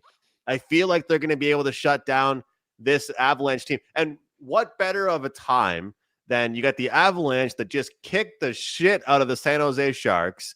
They go into a day off, Thanksgiving, and the next day, they get a Wild team that's as focused as can be, trying to get back on track. They're competing in their division, and you get a real good number here on the home team. The way I look at it is this. The Wild are getting 3 goals, regardless of victory or defeat. Team total over 2.5, minus 120. Then you look at that underdog price as well, Carm. I'm interested in it. So we'll see what happens. It's a bold move. We'll see if it pays off, but plus money here. I know, I get it. Listen, and right now, the even though the goalies aren't named, it's showing that it's likely going to be Wedgwood here, which means it's a back-to-back. So they'll get their starter at home against Montreal. But I'm seeing like Wallstead expected as well too. Andrew, this guy is absolutely living up to his name. Wall. He's a Wall. Yeah. 5-0 his last 5 games, 3 of them shutouts. You can't ignore that. You can't ignore a goalie that has 3 shutouts in his last 5 games. His goals against average 1.94, 935 save percentage. Okay, we lost you. We lost you, brother. Oh, I just lost Carm here, guys. We just lost Carm. I don't know if it was webcam or mic, a little bit of a disconnection there. We'll get him back in just 1 second. But, Wallstead has been unbelievable. We got Carm back here. Carm, I always say, like, a trend can only be broken once. And sometimes it's like we know the regression is going to come at some point. But this goalie's playing so well, man. I love for him to play the big dog. He's played some teams that are pretty good, but now this is the big test against a good Colorado Avalanche team. So we'll see what happens here, Carm. But I'm excited to see him go head-to-head against a very, very good opponent. I'm not sure. My camera and mic just kind of blitzed out. It might have been like the internet went on and off real quick here, and it knocks you off. So, but with that said, the guy's been unbelievable. Minnesota's playing extremely well in front of them. They're going to have to because, the Avs always bring it. I don't want to get in front of the Avs. Maybe I just go the under 6 and hope that it's a low-scoring game. That's the trend right now with Minnesota. So maybe take the under in this one. It's at 6, which it's got to be at 6. They're not going to put it at 6.5 because people are going to pound the under. And they're not going to put it at 5.5 because it's the Colorado Avalanche. So with that said, it's just like, imagine having Colorado the other night Kevin Dolan, I talked in chat. Kevin had a 5% play on Colorado San Jose over 6. He was completely frustrated. He goes, it's 5-0 at the end of the second period, and I needed a late goal for a push. This is bullshit. San Jose got nothing in that game. Yeah. That's a play in which if you got over 6 and it's 5-0 at the end of the second, you're feeling somewhat good about yourself. That you should be hitting it. So at that point, Carm, he needed a goal from San Jose. He needed a goal from because Colorado was done scoring. They were fine. Yeah. I don't know if my audio is lost again. Can you hear me? Just shake your head. You're good. It's a yes. Okay. I can't hear you for some reason. Anyways, let's bring in Don Buster. Are you done listening to me ramble, Carm? Is that what it is? What's up, Buster? How about those Habs? Big win against Utah. Yeah. Big win against Utah. Carmine kind of missed you yesterday. Thought maybe you'd spend that little money, especially with me being around. But that's all right. I understand. You could have sent one of your Mexican limos to pick me up. Like, what the hell? Yeah. I guess I could have. And yes, I am still in Canada, Carmine, as I think you've asked me a few times on the show the last couple of months, and I've told you December 4th we're supposed to go back. That actually might be pushed back a couple of days. But, freezing like this is crazy weather. Again, it's super, super cold here. Do not like it one bit. We're getting, it's funny for us here in Halifax, Buster. It usually we don't get snow until like January, February. We just get a lot of like rain and slush, and I'd almost prefer snow sometimes. We're getting a big storm coming up on the 4th. So maybe you're getting out of town just in a good time, because I think the snow is coming here in the East Coast. So maybe you're leaving at just the perfect time. Yeah, and you guys get a ton of snow too. Like my father lives out in PEI, and I know the drifts can be like 10 feet high and stuff, like covering houses. That's some real snow when you get out east there. That's for sure. Yeah, way worse there though than for me. Way worse on the island there. Yeah. Oh yeah. That snow's great for packing the lobsters and shipping them out across Canada, but I've yet to see any lobsters arrive from Andrew's part. I keep waiting for that UPS driver to show up, but whatever. I get it. Buster, you look at this game, man. Vegas 195, Montreal Canadiens 159. Now you chose this game, not me. You chose this one. I did. I will say this. The Canadians have been a printing press of money if you've been taking the overs of late. 9-1 their last 10 games. How are you breaking this one down?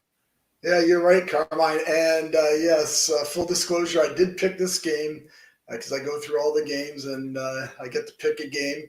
And as most of my All Access guys have been buying my hockey for years, I don't play Montreal that much, and I don't play against Montreal that much. I might, you can count on one hand all year how many times I actually use Montreal. I just kind of stay away from them. I sometimes don't even look at the game, but I just had to look at this one because I thought it was a great spot for Vegas, but I'll get to that.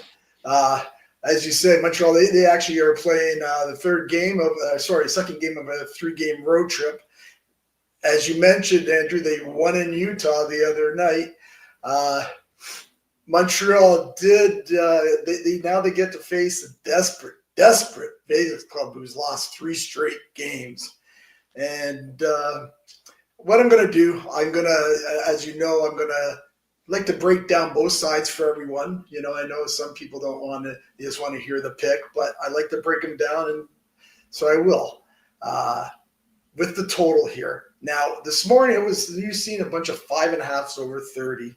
But now I think there's maybe 1 or 2 markets, but most of them is 6. So at 6, as Carmine just mentioned, Montreal, they've gone 9-1 to the over the last 10 games. And actually, when these two teams get together, they're 6-2 to the over the last 8. The last 8 games for Vegas, they're about 4-4, middle of the pack. I'm not sure if you can get a 5.5 anymore. At 5.5 over, of course, I thought that would have been a good play. At 6, if you like it over, the other trends tend to go over. For me, it's going to be a pass. I really like Vegas in this game. And I know it might be sacrilegious to go against my Canadians, but you know what? I like money a lot more when I see something. To me, this game just stands out, and it probably would have been even a bigger play if it wasn't for being Montreal. That's the dead truth. But I really like this play. I did put it out as a 3% to my clients. Again, cannot lay 185, 190. Just don't do that. We just don't do that. I'm not even really comfortable laying the puck line here. You get some plus money, but I know a lot of guys like to lay the money line and then also lay the puck line, do half one way, half the other. I don't bet that way, but I do not blame anybody that wants to bet this way. We're going to bet that Vegas here in regulation. Vegas has actually won 7 of the last 8 games between these clubs.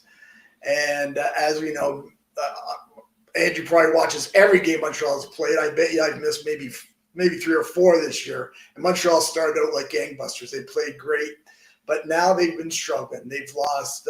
They're 3-7 of the last 10 games.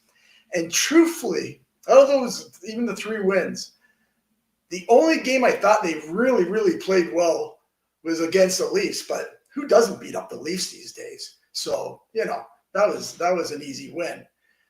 Last game against Utah, and Andrew, we won the game, but Utah dominated. Montreal had to get some good goaltending. They got a couple of power play goals, which the power plays helped. They got a top 10 power play, so that's helped them this year. But they really got outplayed. I don't think they get that lucky tonight. That's for sure. I just don't. Well, it's actually this afternoon. It's a 4:00 start. And one more advantage that I like with Vegas here, it is now going to be Vegas' second home game off that road trip. They played that. They lost in overtime on their first, and it's going to be that second one. I like that angle. Always like that angle with the team that loses that first one after a road trip, playing that second game. And like I said, Vegas is just a very, very desperate club. I think they need to win. They can't go to overtime because they're just horrific. And I think they're 1-8 or 1-9. It's just terrible what they've done in overtime this year, Vegas. So they're going to want to get this one done and get this done right away.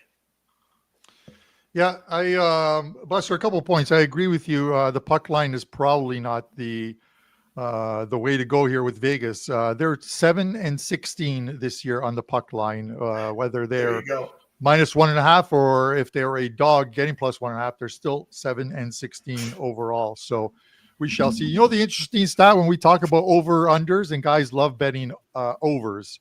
Yeah. Every Canadian team is at the top right now. Vancouver, 18-5-1 to the over. Montreal, second, 16-4-2 to the over. The Toronto Maple Leafs, 17-6-0 to the over. Next is the Calgary Flames, 14-9-2, followed by Edmonton, 14-10-1, followed by Winnipeg, 13-9-0.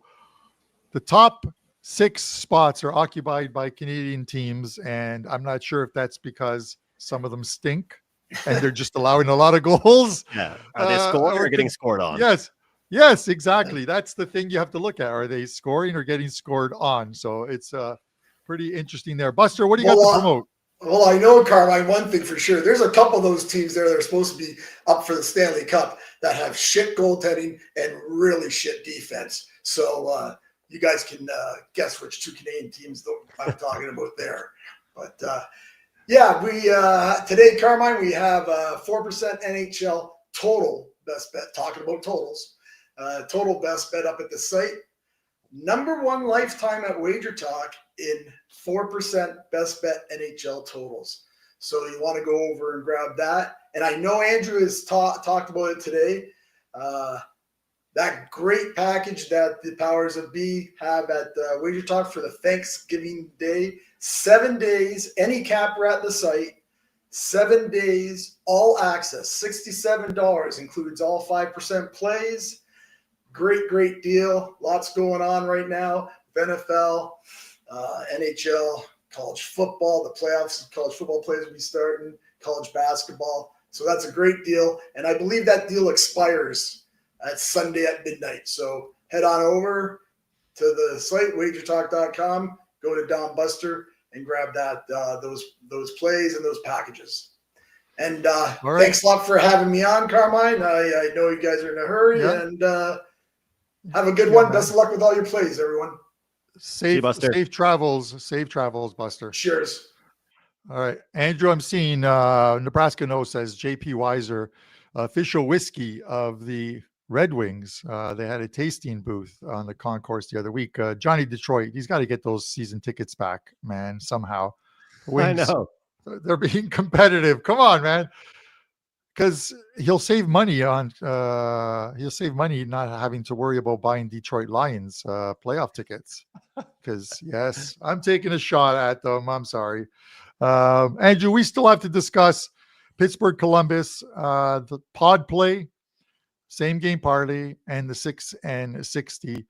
But Nebraska knows that thing about the whiskey. Here's a funny thing. So I know someone who has along with my brother, they have like a breeding farm for horses. And these are like standard bred horses, and then they sell them at the sale and what have you. But they get and import some really good scotch. And so I'd gotten a couple bottles and I'd give them to Rob. He really loved them. He's like, he's like, Carm, can you get me more of that before Christmas? So I'm like, I can order a case. So I ordered a case for him. I let him know how much it was, and he sends me like an e-transfer. I'm not sure how people in the States call e-transfers, but it's just an email transfer. Venmo. Andrew, his Venmo. His security question was, what is Buster's NFL lock this week? He has a running joke with Buster that Buster is a huge Washington Redskins fan, now the Commanders. And then they were the football team. So I'm punching in. I'm like, oh God, what is it? Is it Commanders? Is it football team? Is it Washington?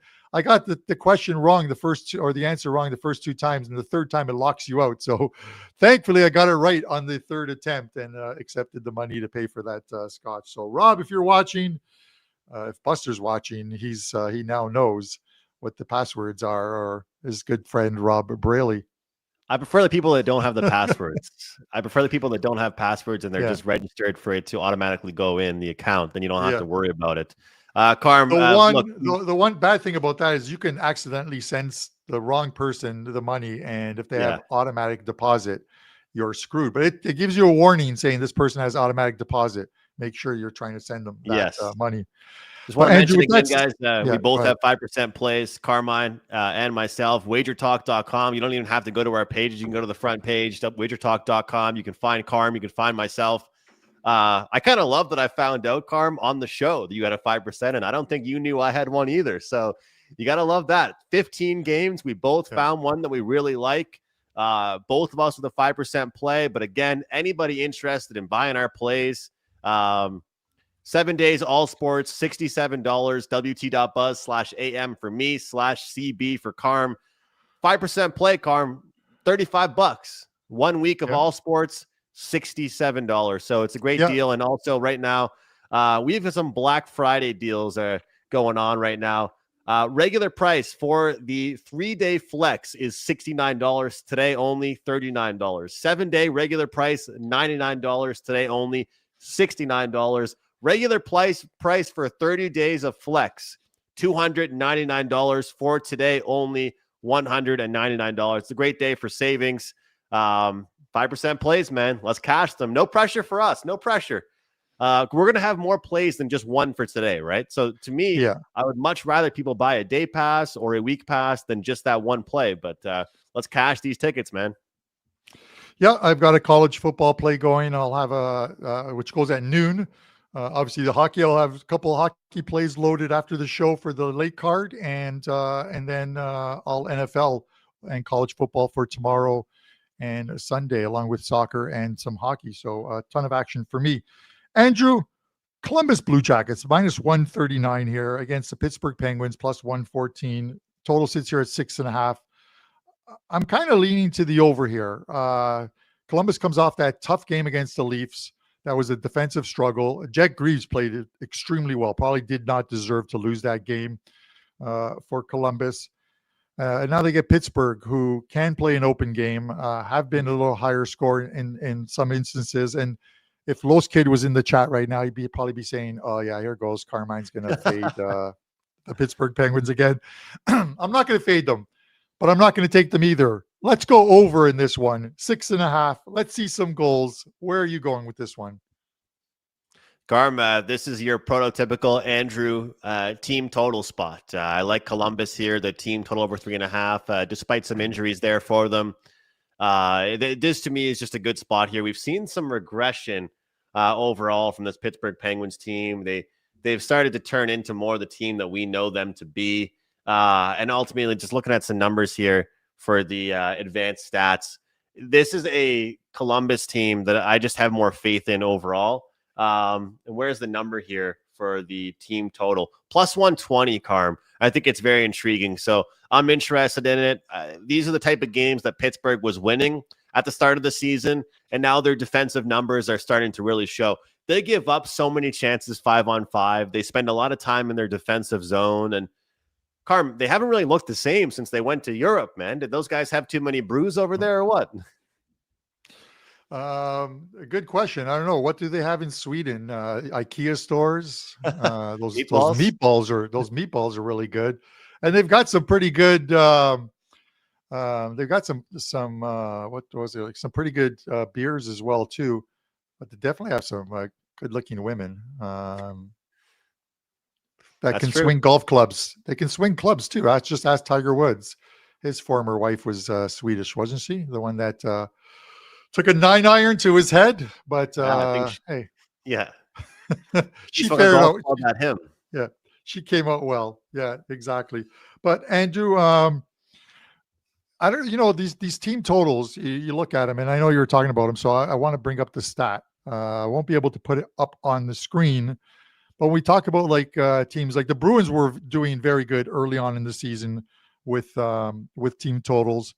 I look at it, and you've got to go down the page to Columbus. They are 9-15 to their team total this season. Not a very good stat for that team.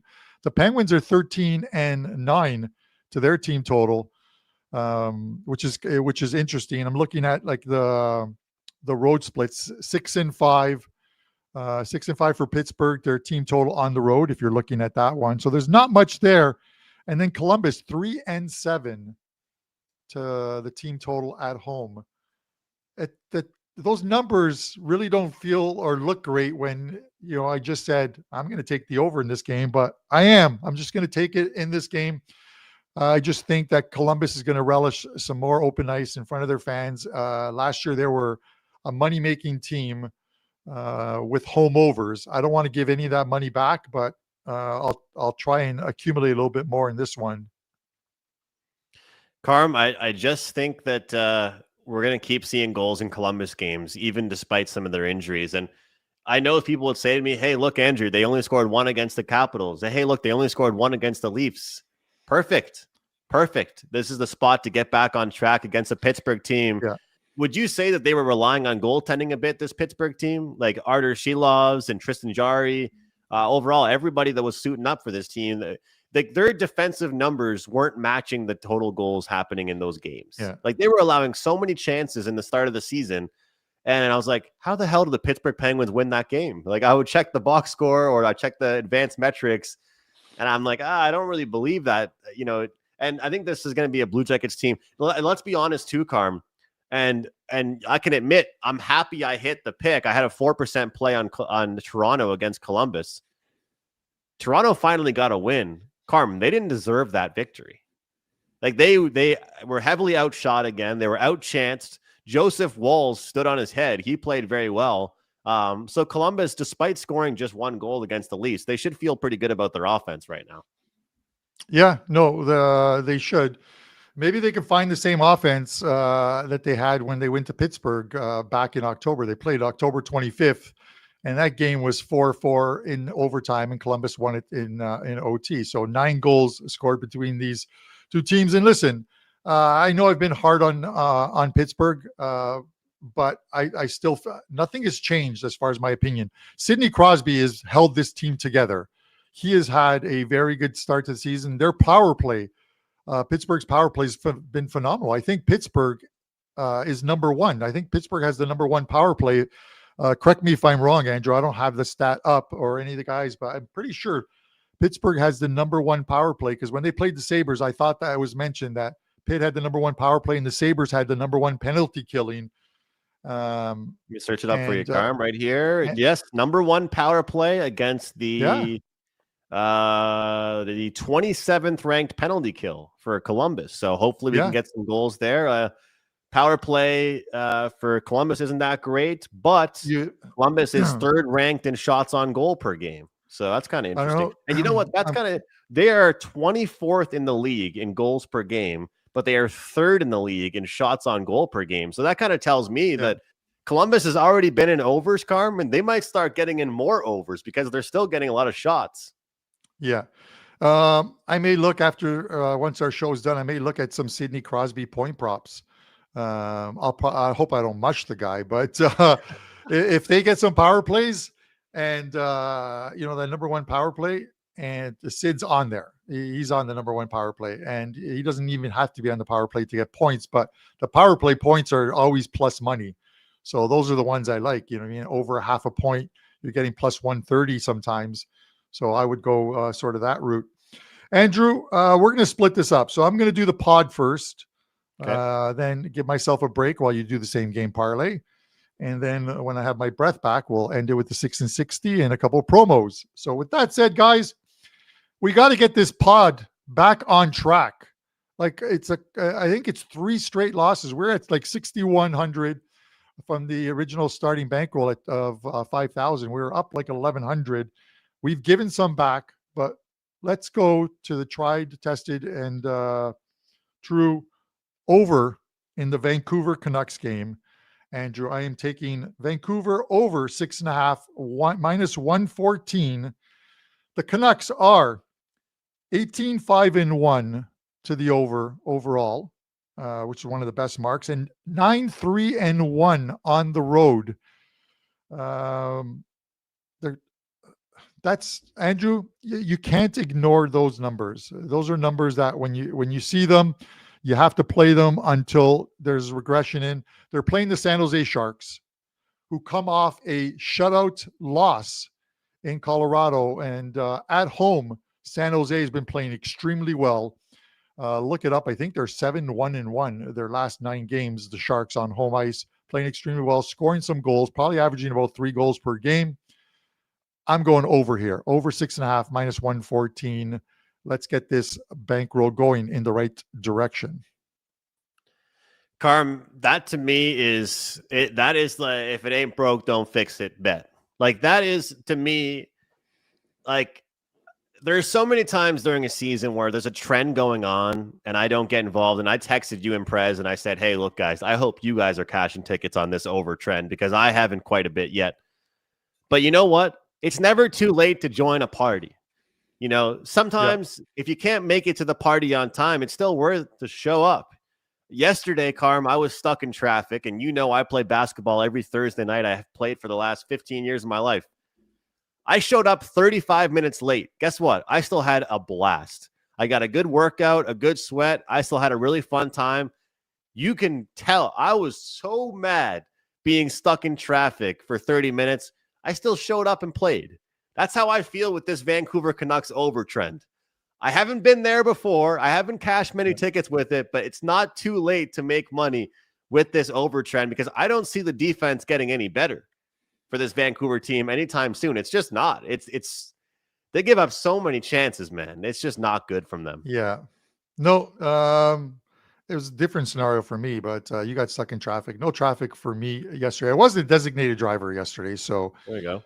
That's the thing. But I spent most of the day watching Europa League football, or football as in Italy, or Europe football, different football, but watching that and while wearing my Buffalo Sabres pajamas. No, I don't actually have a pair of Buffalo Sabre pajamas, but maybe when they start winning. Maybe when they start winning.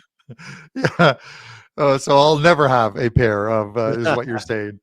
But listen. With that said, there's so many games, Andrew, which means there's so many different prop scenarios out here. Give us a good same game parlay. Yeah, there's a lot, Carm, and I've decided, I think moving forward, what I'm going to start doing is with this segment, I'll label out some player point combos I like and stuff like that. Then occasionally we'll go for a Hail Mary because I got a lot of people tailing me on these, and there's been some 3 for 4s and 5 for 6s and stuff like that. Today we've got a few picks we're looking at here. I'll bring it up. We've got 4 picks.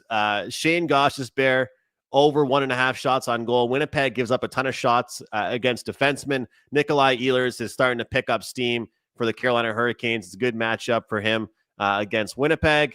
Philip Deneau, he matches up very well against the LA Kings. Guys, Philip Deneau has a goal in 4 straight games against the LA Kings. Also, some assists as well. So we'll take him to get on the board for a point. And Adrian Kempe, we know what he's capable of for the LA Kings. We'll take him to get a point as well. These 4 props together, Carm, plus 805. So just 4 props, guys, plus 805. Let's cash this ticket for a Friday parlay in the prop betting world. Shane Gostisbehere over 1.5. I'll tell you what, guys, I'm betting that play. Not sure if it'll be a client play or not, but I am betting that one. Shane Gostisbehere over 1.5. That will be a solo bet for me. But I love these ones quite a bit. So I think that this is a parlay here where you can find some single bets, but also you can kind of read between the lines where I'm going with these 2 matchups as well, Carm, with these 2 games. So people can tell kind of what I like. And MD45 says, do you have any Team USA pajamas for when they beat your Canadians?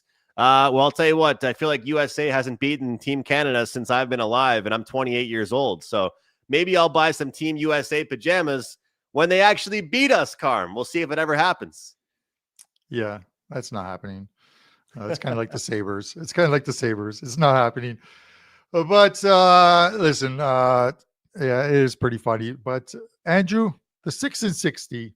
So we opened the 6 and 60 this season up with 3 straight 4 and 2s. Then we had a 2 and 4, and then a 3 and 3. So I'm in search of a 5-1 or 6 and 0. I would really love this week to be one of those 2 this Saturday. And I got my timer out since Dan, our beloved Dan Alexander, is not here. I don't think he's recovered from the Dallas Cowboys beating his Eagles, but whatever. They got another shot at it today when they lose to the Chicago Bears. But with that said, no, I'm not taking the Bears in that game. I'm just going to watch the game. I have the timer, so I will hit it. Not a lot of detailed notes on this one, but here we go. This is your 6 and 60. Montreal and Colorado. I'm going to take the Colorado puck line. 7 straight home wins for Colorado. 9-0-2 overall at home. 7 of their 9 wins have been by 2 or more goals. Colorado puck line. Winnipeg at Nashville. Jets money line for me. Don't let the Preds win over the Detroit Red Wings. Fool you guys. They scored 5 goals in the third period there. This is a team in turmoil. They're not going to win against a good Jets team. Jets money line. Toronto and Pittsburgh. Toronto money line. I think Toronto's a play-on team moving forward. They're getting guys back into the lineup healthy. They beat the Pittsburgh Penguins. Utah and St. Louis. St. Louis money line. Blues 2-1-2 their last 5 at home. Utah a terrible 0-5 their last 5 on the road. Vancouver and the LA Kings over in that game. Canucks, as I mentioned, 18-5-1 to the over, 9-1 to the over their last 10 games. San Jose and Vegas over first period in this one. We should see Lindblom and Nedeljkovic in goal for these 2 teams. 15-9 for San Jose with first period overs, 5th best in the league. Vegas 15-7-1, the 2nd best team in the league with first period overs. That's your 6 and 60. Well done, Carm. Well done. I yeah, see what the number is. 113-11. Yeah. 113-11. Not too bad. Yeah. Not too bad. Some good games for tomorrow, Carm. Getting us started here. And I tip my cap to you because it's kind of difficult today handicapping some of these games for tomorrow when there's so many games going on a Friday. Comment here, a couple of them from Steve and that are one over here talking about, look, guys, all jokes aside, it's a joke. All right. It's a joke. I'm having some fun. yes, there's been multiple wins. In the big games, Canada has won. It's a joke. I'm passionate about the team. There was jokes about Canada. It's all in good fun. It's all in good fun. We're stating facts. You know what I mean? Like at the Four Nations, which it wasn't a really big thing because it was only 4 nations in it. So it wasn't like the Olympics. You know, the Canadians as a whole said, you know, let's give the US a win during the round robin because we're just going to smack them around when we get to the finals and win the 4 nations. And that's kind of what happened in that one. Again, we're kidding, guys. Listen, I have so many friends south of the border and absolutely love visiting friends and family. And I'll be there for the whole World Cup, traveling around. We'll be in KC for the World Cup as well, too. That's one of the locations I know I will be in. The Olympics are going to be great. We're going to do some shows during the Olympics to talk about what is going on in the hockey world. So you guys don't forget that there's hockey going on. But guys, it's all in good fun. That's the name of the show. You guys give each other a hard time in the chat sometimes. We love it. But you guys are also respectful, and that's the most important thing. I always mention, hit that subscribe button and the like button as well, guys. As I mentioned, NHL play for me goes at, I believe, at that 1 o'clock, 5% play. We'll have a couple plays for tonight. One college game going off at noon. I have one more I'm going to be posting. And then all my college, NFL, NHL, and soccer for the weekend is all being posted within the next 2 hours. I've got the plays. I just have to load them with the analysis. Pick up that deal. 7 days, $67. Great deal for me. Andrew, let us know what you got going on and take us out. Look, 5% play tonight. Looking forward to it as well, Carm. You got one. I've got one. And it's not just one play. It's multiple plays for me. And I'll give you guys a freebie here. Yes, we are putting the system to a test. First game of the day, we are going under 6.5. Detroit, Tampa Bay, under 6.5. That starts pretty soon. So let's cash a ticket, guys. We'll see if we get that theory right with the first game of the day, early start, under, but multiple plays for me. 7 days, $67, 5% play today. Yes, but hey, this deal is pretty much the same price as you're going to buy 2 5% plays for. 5-1 this week in the NHL. Looking forward to today's play. College basketball will be up soon for me. And of course, NFL on Sunday. The props are staying hot. Great graphic, by the way. Shout out to Lexi from WagerTalk. Lexi, unbelievable graphic. It looks very appealing. Great looking graphic there. So, guys, thanks so much for watching. We really appreciate it. Putting in a lot of work and preparing for the shows, and Prez joining us, and Buster joining us, and Brian joining us, and everybody, and Carm getting you guys started with some Saturday picks. Even though a lot of teams are playing today, we've done our best to do some work for you. And I'm going to have my show, The Pre-Scout, up tonight. You guys can get all of my thoughts on Saturday's board. I'm going to have some props, some sides, some totals, different things. And I'm not going live every day at 10 p.m. Eastern anymore, but I'm posting videos overnight or into the morning. And then the occasional video will be live. So you guys can check out that show. I'm breaking things down. I really appreciate it. Guys, it's important for the people at WagerTalk, the higher ups at WagerTalk, if they're not watching the video, the best way they can tell that we're doing a good job is the likes. And both Carmine and myself, we don't like to be those people to ask for them, but it does help us out quite a bit. I'm going to ask you guys for a big ask here. Let's get to 200 likes on this video. If you're someone that watches a lot, you don't comment, you don't say much, but you appreciate the videos, hit the, Carm wants 300. Wow. All right, guys, let's get to 200. And if you see that 200, let's get to 250. And if we can get to all the way to 300, that's going to be big. That's going to be big. But do us a favor, guys. Please help us out. Hit the like button on YouTube. Have a great weekend. We'll see you on Monday. Same time, same place, right here on Puck Time.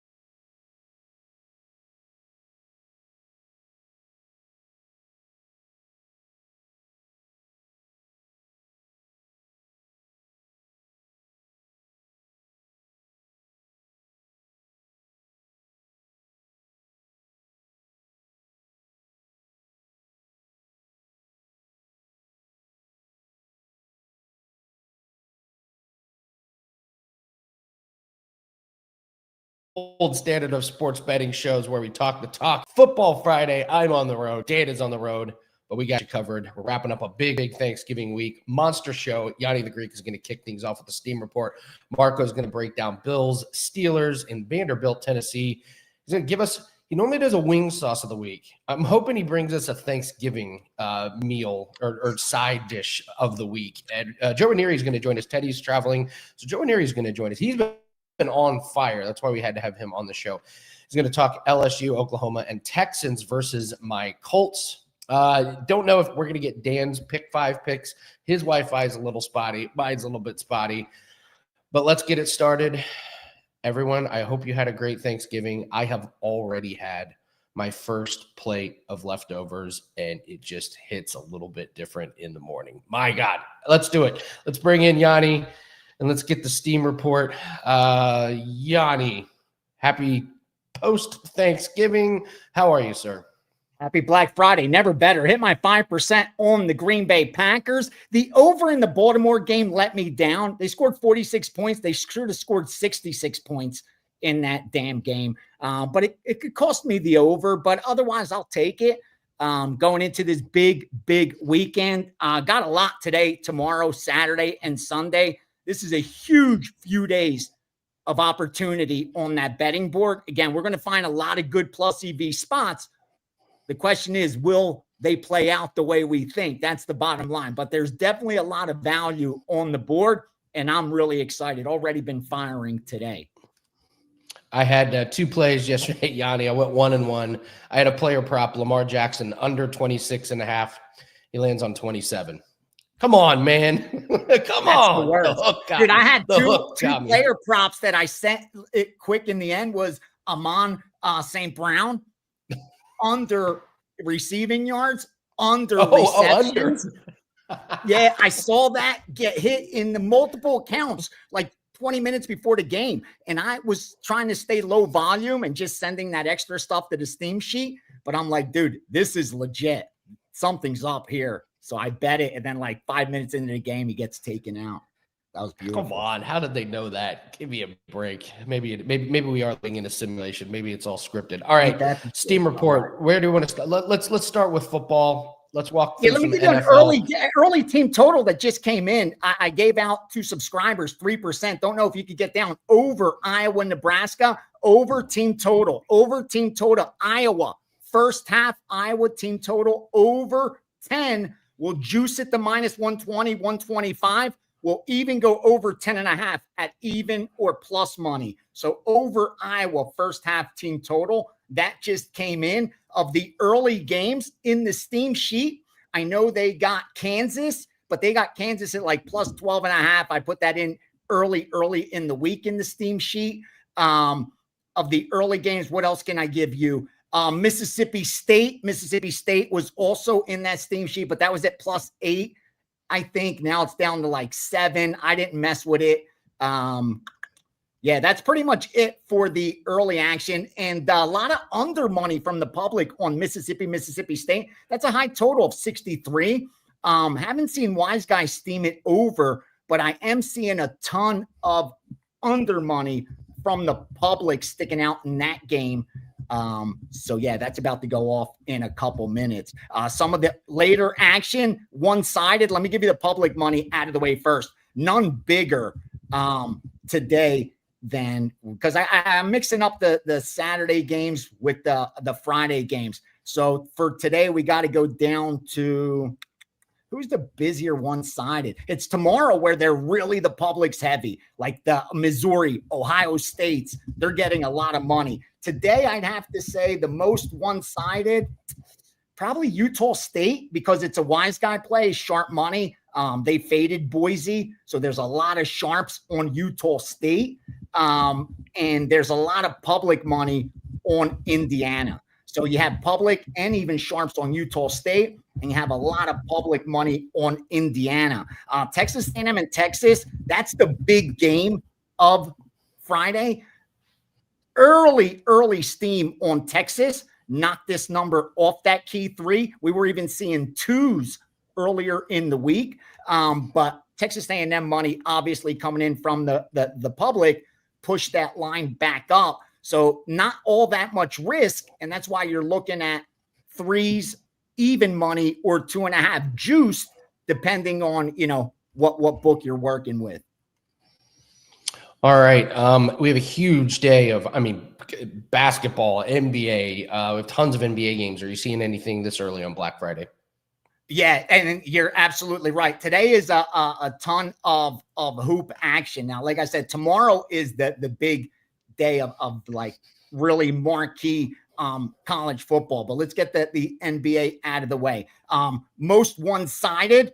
This sticks out because they're on the dog. They're taking the Hawks as home dogs. The Atlanta Hawks as dogs. The public's on heavy. They're taking the Knicks over the Bucks. That's one-sided.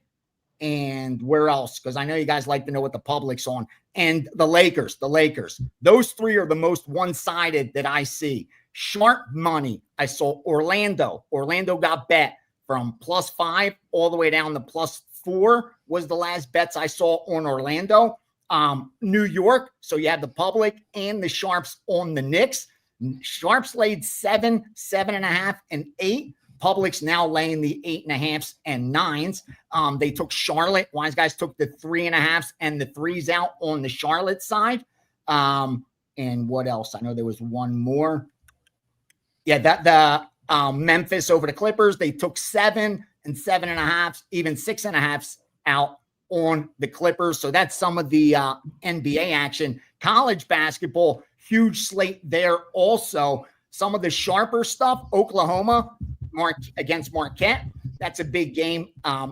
Books put it out at Pick'em. Actually thought Marquette would go to favorite. That didn't happen. You're looking at Oklahoma. But when it got up to like 2.5, you did see some Marquette money. Again, when you're talking about those elite teams, you're going to get some two-way sharp action. Arkansas State, Steam -1, 1.5, and 2. 650 Seattle at -10. That was in the Steam sheet. 651 Lehigh +11.5. That should have been in your Steam sheet as well. That was multiple groups. Texas A&M, another college basketball side that's getting heavy, sharp money, but the public's opposite. They're on Florida State there. That's why that hasn't moved significantly, but did see multiple groups there. And then finally, last game on the board, Hawaii, minus the 16.5, minus the 17, minus the 17.5 over North Dakota. And then, you have those smaller tournaments.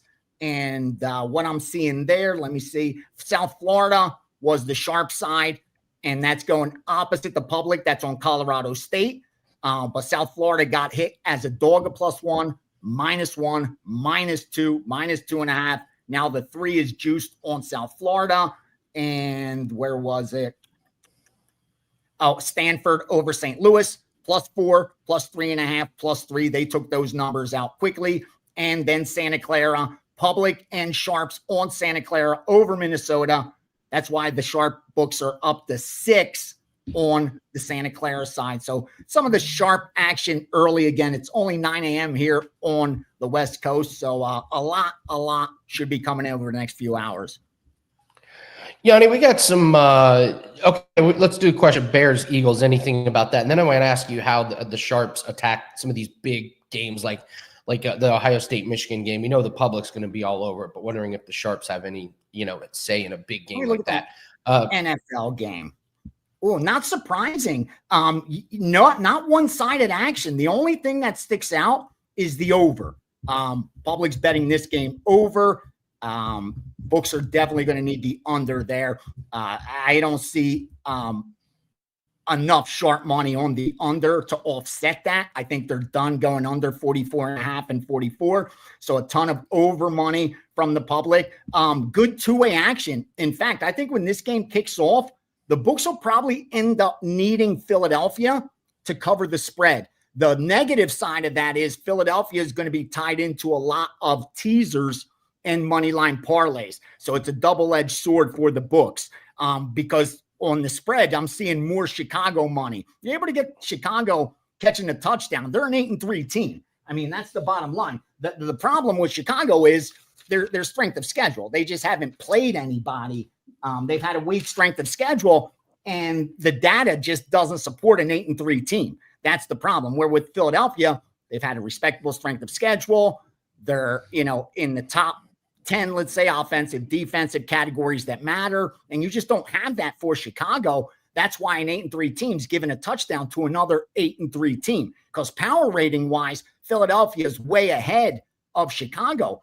But somehow, some way, Chicago continues not just to win games, but outperform the betting market. Not only have they won 4 of their last 5, but not only have they won, 4 of their last 5, but they've covered now coming in 3 of their last 4. So again, they're a team that's outperforming the betting market and winning games, and that's tough on the books because you have a dog that's getting money, but again, winning these games outright. And that's always scary. But like I said, you're not seeing too much sharp action on the side. That's why that line's still 7 across the board, pretty much where it opened at.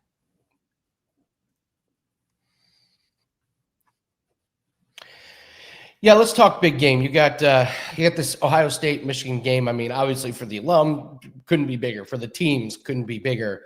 Public's probably going to have a pretty strong opinion on it one way or the other. But do sharps even get involved in games like this, or is it just too hard to find some kind of edge? No, a lot of times, here's what I see for having moved for as long as I have. Like they do with college football during the regular season on a lot of the number 1, 2, and 3 teams ranked. They know to bet them early to get out ahead of the public, especially if it's not a line that's too inflated where they think, other betting syndicates will see value on the dog on the opener. If that's not the case, they're going to hit that opener because the limits are low and the line's going to move significantly. Knowing that the public's going to pile on top of it, all of a sudden you have yourself a nice middle open up. I see a lot of that with the big high-profile games. Otherwise, what I see is them sitting it out and waiting until today, like game day, because 2 things move money other than, weather, injury, stuff like that. It's respect. If they respect the account, they're going to move the line, or a lot of money. If you have a lot of risk, you're going to have to limit that risk. So you're going to have to move the line to entice action the other way. Public bets a lot of money. They don't get respect, but they bet a lot of money. So they'll knock some of these lines out of whack.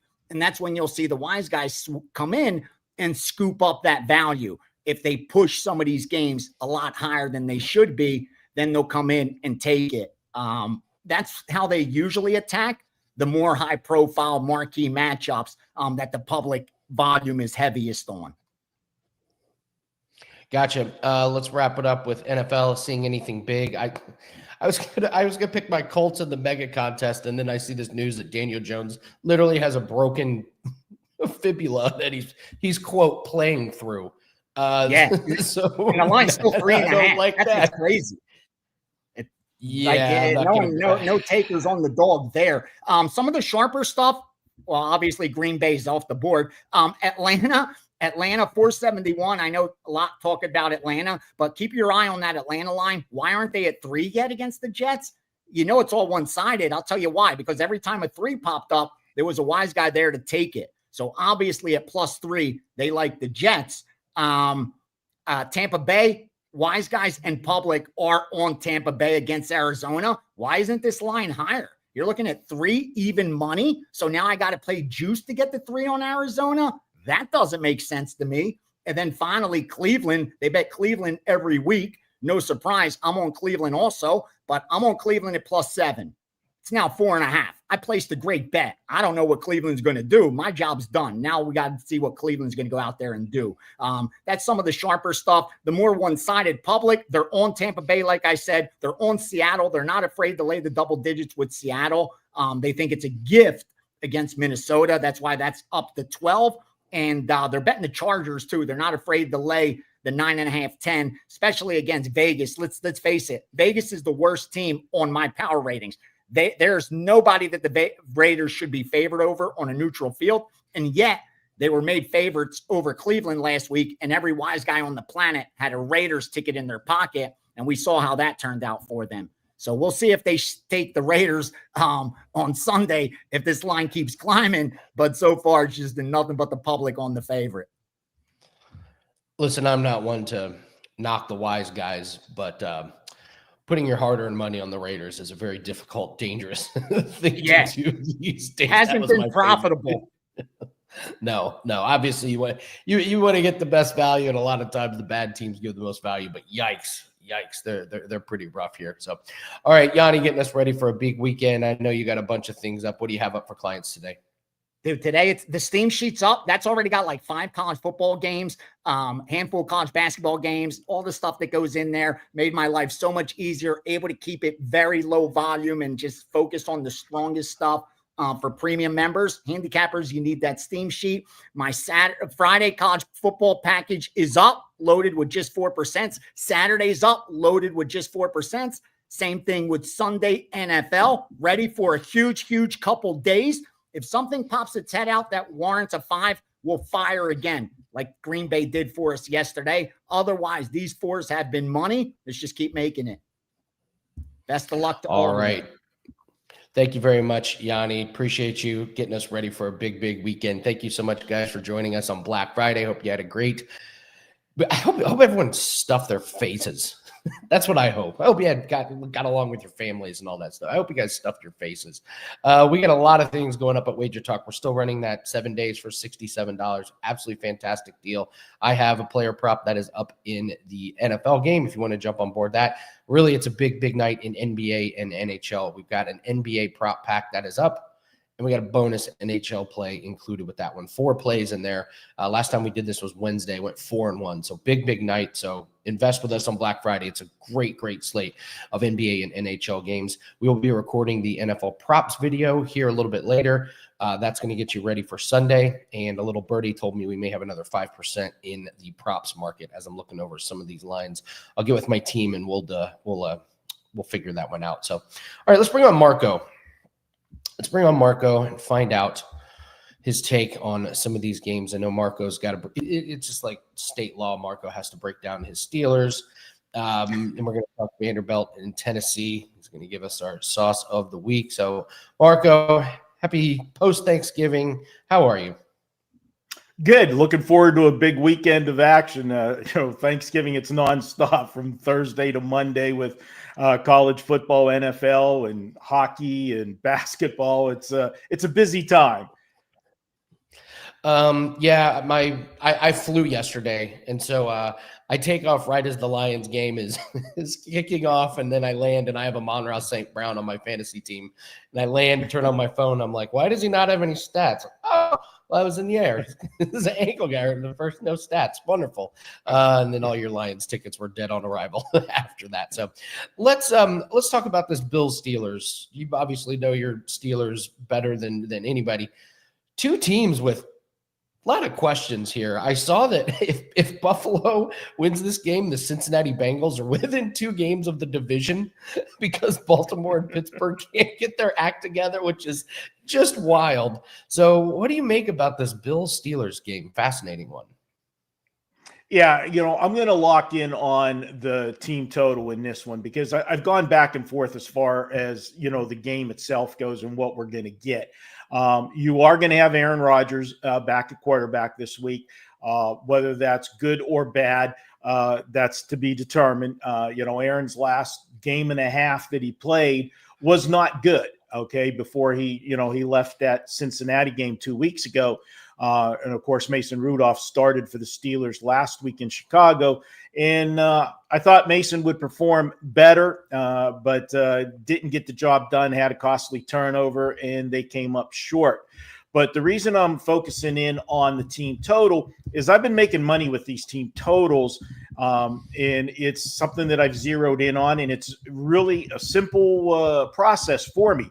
And the recipe that I've been using is I want to take a team that's got a good offense, and obviously we know the Buffalo Bills have a good offense that's coming off a loss. The Bills lost last week. They played on Thursday Night Football against the Houston Texans. This is also the second half of it is that they're playing a mediocre, defense, average at best, and that's what the Steelers are. And Steelers have had trouble against good passing teams, and we know what Josh Allen can do, especially after what Josh Allen had a bad game, last week. It seems like he responds big whenever he has a bad game. Throw in the fact that Buffalo's had 3 extra days to prepare for this game. They played on a Thursday night. And compare the defense they went against on Thursday night on the road in Houston. I have Houston as one of the top defenses in the NFL. And Pittsburgh is definitely not that anymore, especially when it comes to the secondary. They've had to move players around because of injuries. I think Buffalo gets points. And Buffalo's not going to sit on a lead because they've had teams come back on them. And with Aaron Rodgers back, they got to respect the Steeler offense a little more than they would have had it been Mason Rudolph. So they're going to keep wanting to answer scores. That's simple for me. Now, when we did this game on Bet On It, we did this earlier in the week. The team total was 26.5. We've seen the total move down because I will tell you, there's 50% chance calling for rain in Pittsburgh on Sunday. Again, I have found over the years, unless it is wind, the public overreacts to weather, just way too much. First of all, you got to have the weather get there. How many times you see the weather forecast that end up being wrong? And 2, they make an over adjustment because of rain or snow, and they still go out there and perform. Team total now is 24.5 on Buffalo. I still like it. I'm taking it over. I think Buffalo gets into the 30s in this game against the Steeler defense. Let's go Buffalo team total on Sunday for our first play here on the show. Marco, I'm with you. The bad weather thing gets so overblown, and then you end up getting like better numbers. It just happens every single time. Like, oh, bad weather. Well, it's bad weather for the defense too. The thing of it is, Andy, what people don't understand is when there is bad weather and there's, slick fields or anything like that, that's a disadvantage to the defense, not the offense. The offensive player knows what he's doing and when he's making his cut. The defensive player, it's a reactionary move. And sometimes when you have to make that sudden move, you're not prepared for it. That's when you slip, and that's when you get the big plays. You see defenders slip way more than you see offensive players slip. Absolutely. Couldn't agree more. Love the value on some of these weather games. Let's go to Vanderbilt in Tennessee. This game is on Saturday. How do you break this game down? I'll tell you what, you guys gave me a tough one in here because you look at these 2 games, and I know one thing that I will not be involved in this game, and that's anything that has anything to do with an under. These 2 quarterbacks have been unbelievable. Vanderbilt quarterback, he's connecting on 71.6% of his passes. That's absolutely insane. Over 2,900 yards passing. Touchdown to interception ratio of 26-7. Then you go Tennessee quarterback Aguilar. He's no slouch, 67% completions. He's thrown for over 3,100 yards, and he's got a 23-10 TD to interception ratio. You look at this Vanderbilt offense, they've scored 31 or more against every opponent this year but 2. Who were the 2 that they didn't score 31 or more against? Alabama and Missouri, 2 very good defenses in the SEC.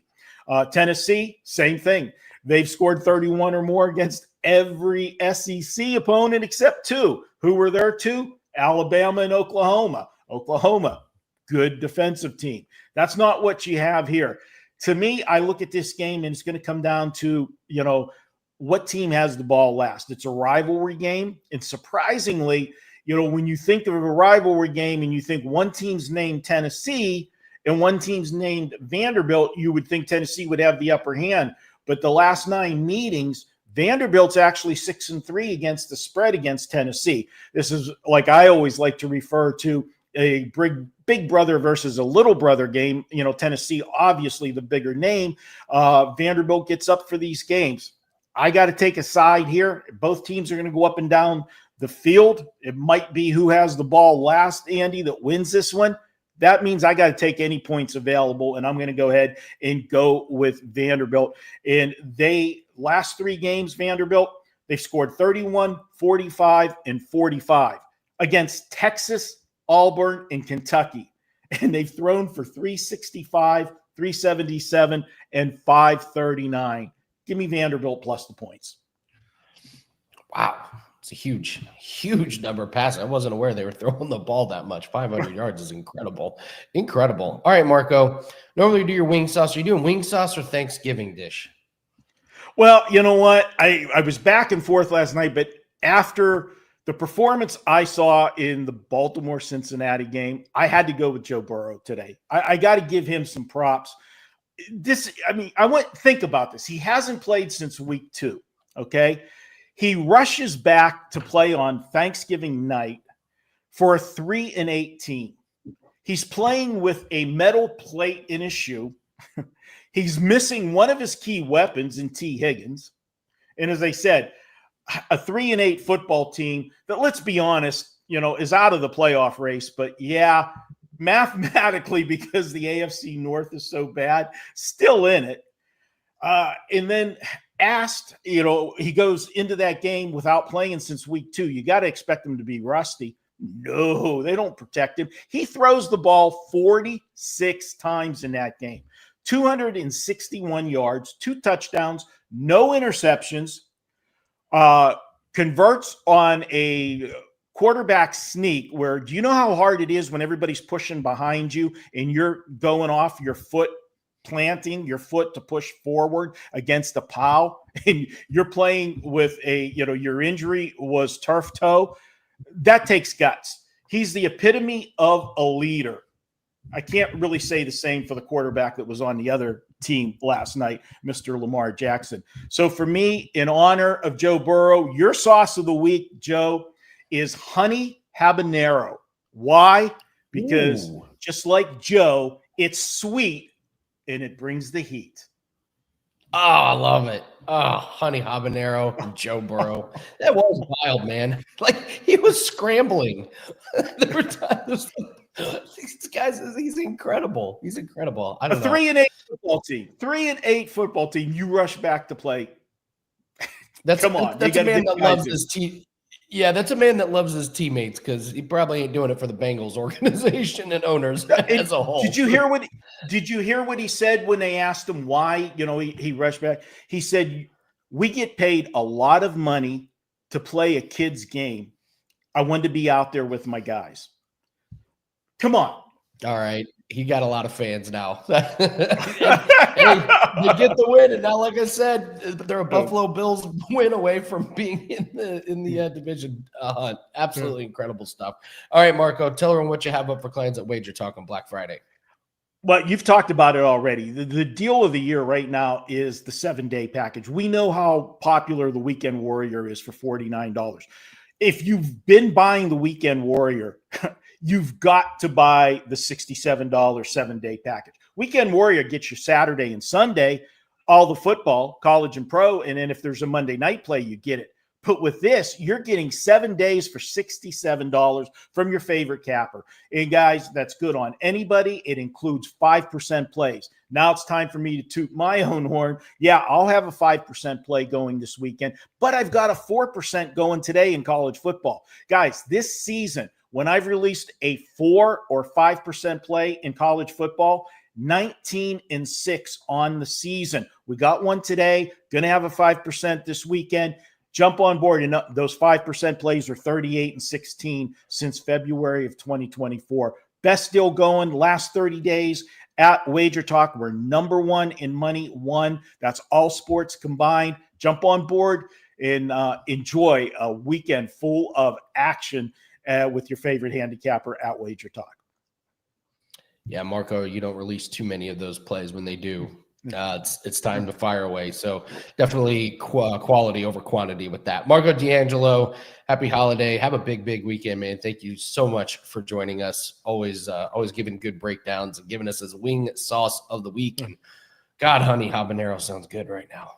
Of course, anything sounds good day after Thanksgiving. So, all right, we keep it moving. We got to bring on one of the hottest handicappers at WagerTalk. I don't mean looks-wise. I mean record-wise.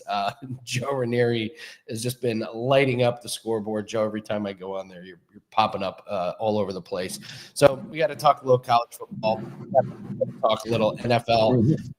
Of course, we got to talk LSU and Oklahoma. It's our tradition here. Did I see they just decided they did fire Brian Kelly without cause, and he is going to get paid? Shocker that we had to jump through hoops to get to that conclusion, which we all knew the minute they fired him, and the governor got involved, and then fired the athletic director. It's just craziness. I'm sure Lane Kiffin's just dying to hurry up and get this egg bowl over with so he can announce he's going to Florida, and screw you into dysfunction, LSU. My God, unreal. Cover your ears, RJ, in the chat. Yeah. Sorry, but when Joe comes on, we got to rip on LSU a little bit. Let's talk on the field. Let's talk this LSU Oklahoma game. I think this still could be a pretty good game. How do you break it down? Well, Nussmeier's out again for LSU, and now you're going to be taking on what is, I think we can all agree, one of the top 3 or 4 defenses in all of college football. And the last couple of times that Nussmeier has missed, we've watched LSU manage less than 5 yards of play, 18 points per game. And they did that against 2 horrific defensive teams, Arkansas and Western Kentucky, with Michael Van Buren at quarterback. Well, he is going to be in Norman under center here for OU. And call me crazy. This Oklahoma defense, which ranks, top 3 or 4 in just about every statistical category, where in the hell is LSU going to score any points? I don't even think OU needs to get a whole lot of points in order to be able to cover a double digit here. It's been a terrible season all around for LSU. Nobody knows what's going on with the coaching job, who's going to be there, who's not. Now Nussmeier's gone. This team just struggles in all the wrong positions to go in against an OU team who is, let's face it, looking to pad that schedule and pad that resume and lock themselves into the college football playoff here. And I'll take the really good defense. I like the under in this one. I think it's 36.5. Norman's not an easy place to go to. I wish things had worked out for LSU, because this would have been one of the games of the year, I think. Andy, but at this particular point, my goodness, there is only one way I could look, and that is with OU and that defense to limit this LSU handcuffed offense as it is. It's got 20-3, 20-6 written all over it, and that's more than enough to get the cover. You're getting strong agreement in the chat from a big LSU fan in RJ. The O-line sucks the ass. No quarterback will succeed. He also says LSU team total under. Sometimes the fans know the team's better than anybody. So, RJ, shout out to you. Maybe they can pull the upset. It's the rough season. Listen, I'm an Oklahoma State guy, RJ, and at least I got good news that they hired a coach I think can actually turn the program around by getting Morris from North Texas, who, by the way, will be coaching this game against Temple. And who knows, maybe an outside shot if craziness happens at actually being that one of those other 5 that makes the college football playoff. Let's move to the Texans and my Colts. Joe, I loved my Colts this week. I don't trust CJ Stroud, and then I see Daniel Jones as a fractured fibula that he's going to, quote, play through. Okay, can you play through a broken leg, or I don't know. Yeah. So to me, it changes the whole complexion of this game, and it does kind of give you a little bit of, you look back at Daniel Jones' last couple of weeks. Okay, maybe that's why it wasn't 100%. What do you do here? Colts -3.5 now, over under 44. Great defense against the Colts here with Texans and Colts. How do you break it down? Well, I wouldn't sell this, revamped Colts defense short either here, especially against a struggling Houston offense that is going to be what? Okay, so Stroud's under center. Great. What's going to have? You're going to have now to go up against Sauce Gardner and Charvarius Ward, who basically don't give up any catches or any yards to any wide receiver. Oh, you're going to run the ball, Hugh? No, you're not running the ball either against this defense here. I think Buckner is also trending to get back here. You know what? He's also had this injury now for a couple of weeks. This didn't just pop up. I think that Daniel Jones is more than capable of being able to get enough points and utilize enough of the offensive weapons to be able to score enough points against a Houston team that, quite honestly, Andy, I don't know where their points are coming from in this one also. And keep in mind, the Colts have not played a home game since October 26th. It's been almost a month here, Andy, since they've actually been at home. And you know this. They're a much different team inside on their turf in this spot. And Houston, while the defense certainly elite, but they've been much better at home than they have been on the road here. So I'm glad the number has come back down, just gives you a better number. I still think the Colts roll here. I still think Jonathan Taylor is going to get his, and I still think Danny Dimes is more than enough healthy to be able to get them to cover this number and get back on track and win one at home.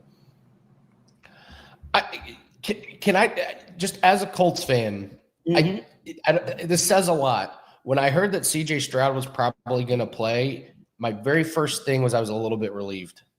Right. I actually think I would prefer to see Stroud over than what Davis Mills is doing right now. And I know that's crazy, but yeah, I just look at Stroud on the road. I mean, his one road win was against that decimated Baltimore team, you know, that was throwing out, you know, completely backups. Other than that, he's losing to Jacksonville on the road and all that. So, all right. Well, Joe, you're filling in for Teddy. So you get to participate in Sell Me. Here's how it works, guys. Dan is going to pick a game.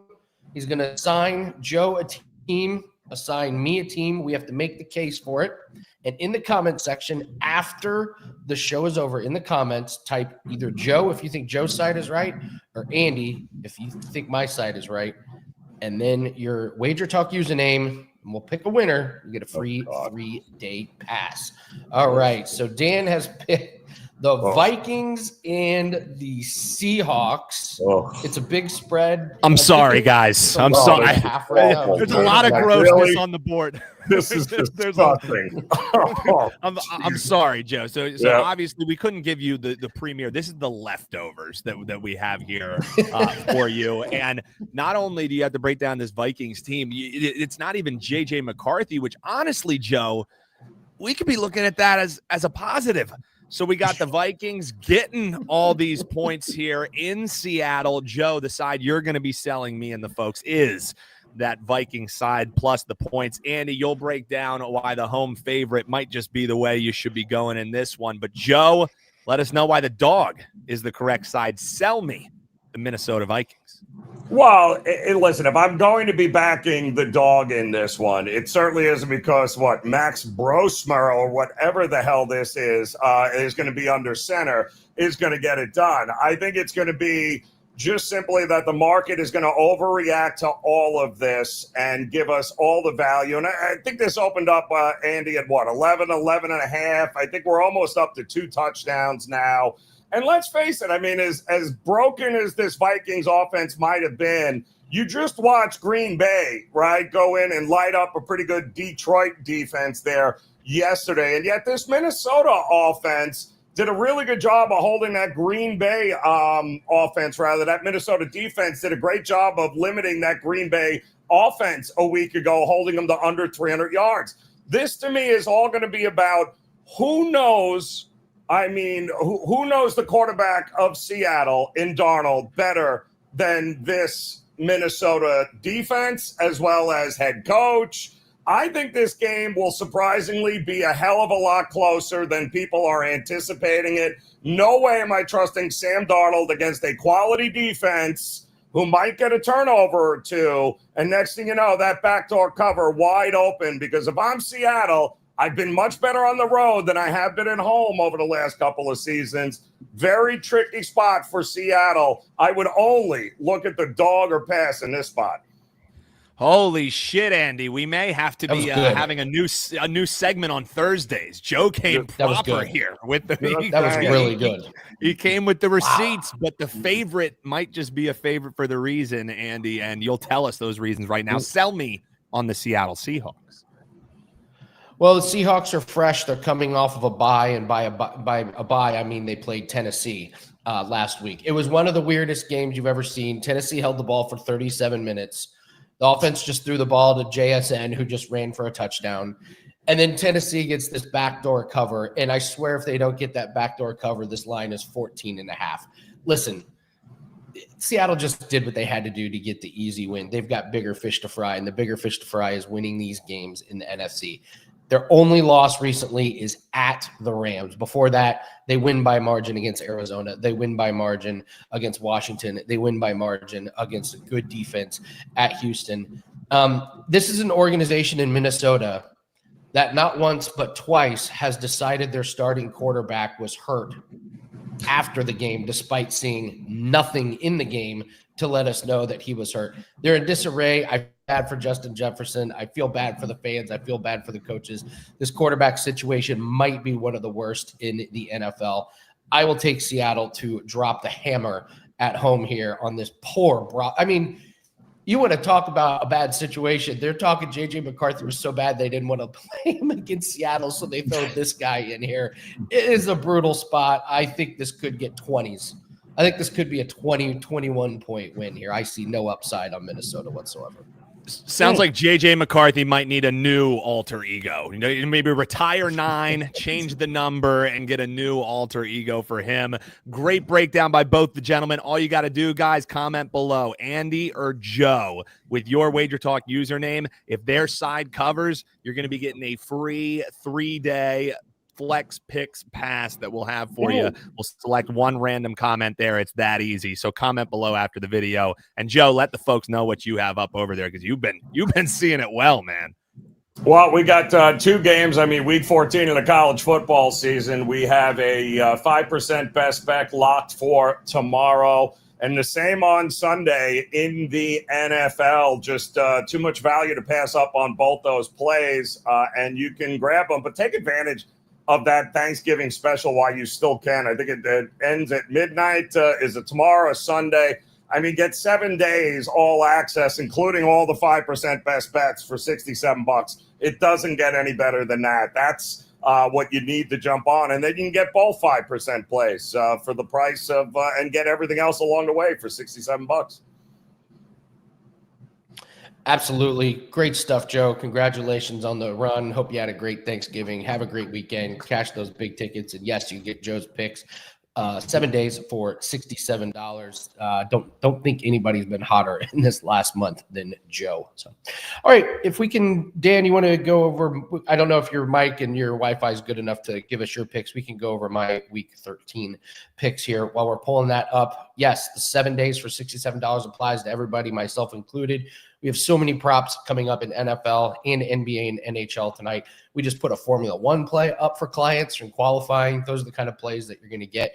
November's been a very, very good month for us. We're seeing the props really, really well. And as I tell everybody, props is how you build a bankroll. That's what we do. That's what we specialize in. So partner up with us, 7 days, $67. If you're just looking for some quick plays, we have 1 play up for the NFL game today. We have 4 plays up in the NBA and NHL. So let's get this weekend started off on the right foot. And let's take a look at the picks here. I had the Lions versus the Packers. Like I said, I was flying. I land and I see the score. And Dan, here's the thing. I know that skill position players aren't supposed to affect the spread. If you would have told me Amon-Ra St. Brown wouldn't play in this game, I wouldn't have picked. I wouldn't have put this. I think there are position players that are too important to the spread. I mean, that changes the Lions offense absolutely completely. So I took an L there. Colts, listen, I locked it in. I'm not going to waffle on it. I still don't buy this CJ Stroud on the road thing. The injury from Daniel Jones is obviously terrifying, but I agree with Joe. I don't see where the Texans are going to put up a lot of points. I think this is a Colts. Like Joe said, this Colts team hasn't played at home since before Halloween. So give me the Colts there. Yeah, favorite play on the board has got to be the Browns +5 versus 49ers. Is 49ers defense going to play in cold Cleveland? No way.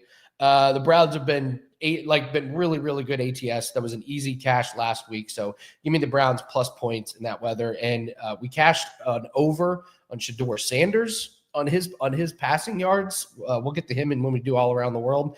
I don't be surprised if the Browns win this game in an ugly one. So I mentioned the Seahawks and the Vikings. I like Seattle so much. I'm putting them in the contest. And then I'm just fading this Raiders team. It's an ineptitude at its highest level at this point in the season. Chargers have had a week off to try and get things together. I think Harbaugh and Herbert will not completely fix the offensive line, but improve it. I like them to win by margin. I'm just fading this Raiders. Well, until Andy, would it be a true pick 5 Friday if we weren't on the opposite side of the ugliest game of the week? I am actually taking the 9.5 with the Chargers here. And reasoning for me, Andy, is simply I haven't seen a single thing from this Chargers team this season that warrants them being near 10-point favorites against anyone, even a hapless Las Vegas Raiders team. And I think when you fire a guy like Chip Kelly, who players adamantly dislike, like he tried changing Ashton Genty's stand-up running style, which yes, it's weird, but it worked for him. It made him a Heisman player. So when you are able to fire a guy that people absolutely hate, I think it adds a little bit of pep in the step. And whenever it's in division, like this Raiders team gets up for these games, whether they're good, whether they're bad, the injuries up front for the Chargers, Max Crosby should make things tough for Justin Herbert. And when Justin Herbert doesn't have a clean pocket, it's long days for him. He makes mistakes. So am I sprinkling the money line in that game, Andy? Hell no. But 9.5, 10 points. I think that's just a little bit rich. My favorite play of the week is actually this Tennessee side against Jacksonville. You know that we've had a really good read on Jacksonville. I think this is a money line game. I think Tennessee, in the position that they're in, they've covered 3 straight games. This is their 4th straight home game. Jacksonville doesn't travel well, and you're getting over a touchdown and the hook. Tennessee also can still get the first overall pick even with a win, and they're playing better. They get to be at home. 6.5, the no-brainer for me. So that's the favorite play on the board for me, is that Tennessee side. Not even just being a homer. You see, I got the 7 with the Eagles. It's going to be windy. It's going to be cold there today. I think it's going to be a long day for Caleb Williams. I think everyone was talking about the offensive tune-up game. I think this is a Saquon Barkley tune-up game. You're going to be missing the 3 starting linebackers for the Chicago Bears, and you're going to have the Eagles offensive line, who finally has the same starters for back-to-back weeks the first time this season. So I think this could be a little bit of continuity. Get Saquon going in the weather. I'm betting Saquon over 80 rushing yards, and I'm going to pair that with a Saquon anytime touchdown as well. So that's how I'm betting the game today, Andy. And those are the pick 5, brother. But we'll see. Las Vegas or Chargers. I can't lay it with the Chargers, but I get what you mean. Raiders are an easy team to just fade and forget. Yeah, interesting that both of our favorite plays are taking the points with bad teams. Well, I think too. You saw yesterday, Andy. I know you broke down the games yesterday. I mean, could this mean, is it a harbinger of things to come that it's a dog week for my Philadelphia Eagles? I hope not, but I could see some dogs barking this weekend. It's kind of that time of the year where, teams being as bad as they are already factored into the point spread. So, yes, Tennessee is the worst team in the league. If that's true and Jacksonville is some stalwart that's going to come into their house and beat them, why are they not a 7.5 point favorite, an 8.5 point favorite? I think that line's telling a bit of a story. All right, and you got that 7.5 on Giants. I believe Jackson Dart is now going to start. Yep. I'll check on. Yeah. Okay, so you got a great line on that one. So, all right, we're going head-to-head on Chargers and the Raiders. Before we get out of here, let's do all around the world. Let's give you guys some props. I believe we're doing all NFL props. And my first one, I'm actually going to go to this Titans and Jags game. Cam Ward, over his passing. It's too low. This is just 200 yards. He's gone over in 5 out of the last 7 games. The Jags are 25th in pass defense. They give up 253 yards passing per game. I like these quarterbacks getting these insanely low totals. So, if it's a close game, script is in there. If it's a blowout somehow, he's going to be throwing late. But I just don't see a game script where Cam Ward is not throwing the ball. So give me the over there. Same with Shedeur Sanders. It's too low. I mean, this total's insane. He had 200 plus in his first start, and they're lining me at 156.5. Come on. 49ers, 248 yards passing allowed. And just the San Fran defense in the cold Cleveland weather. Now, give me Sanders over his passing. And then going back to the Titans, Jags. Tyjae Spears over 2.5 receptions. Books keep giving us this beautiful number here. He's gone over in 6 straight games. He's had 5 and 4. The last 2 games, 5 targets each of the last 2 weeks. And this is a Jags team that gives up 4.6 receptions to running backs per game. Tyjae Spears has looked good coming out of the backfield. So those are your free plays, and that is going to wrap it up for us for Football Friday. Guys, thank you so much for joining us. I hope you guys had a good and healthy Thanksgiving. Make it a good and healthy weekend. Let's cash those tickets. Make sure you hit the like button. And remember, comment below Joe or Andy based on which team you liked in the Sell Me segment. Joe had to bravely break down why the Vikings are going to cover. I gave a perfect breakdown as to why Seattle's – I mean, just perfect. Very professional breakdowns why Seattle is going to cover. So comment below, Andy or Joe. Make sure you put your WagerTalk username. And Ken, if you're watching, please leave a comment. So we can send you a 3-day pass. I haven't seen you in the comments section, so I want to make sure you're aware when you get your 3-day pass. But Ken, you were the big winner this week. So hit me up in the comments section. That way we can send you a 3-day pass. Guys, thank you so much. Have a great Black Friday. Have a great weekend. We'll be back on Monday. We'll get you ready for it next week. Hit the like button. Don't forget to subscribe to the channel. Good luck on your bets, and take care. Black Friday at WagerTalk.com, and we have Flex Picks deals for you. What are Flex Picks? That's right. They give you the ultimate flexibility to access daily picks from the handicapper that you want and trust. That's what you're going to do. You're going to choose your favorite handicapper, select the experts, whose plays you want for the day. You're going to get full access. So you're going to get every single selection from them. And you can plan ahead or go day by day. Log in daily to make your pick or schedule your selections up to a week in advance, and you can change your mind at any time. Switch your selected expert right up until the plays are released. And of course, you can skip days at your convenience. Use Flex Picks on your own schedule. Normally 3 days priced at $69 is just $39. 7 days also $30 off right now for $69.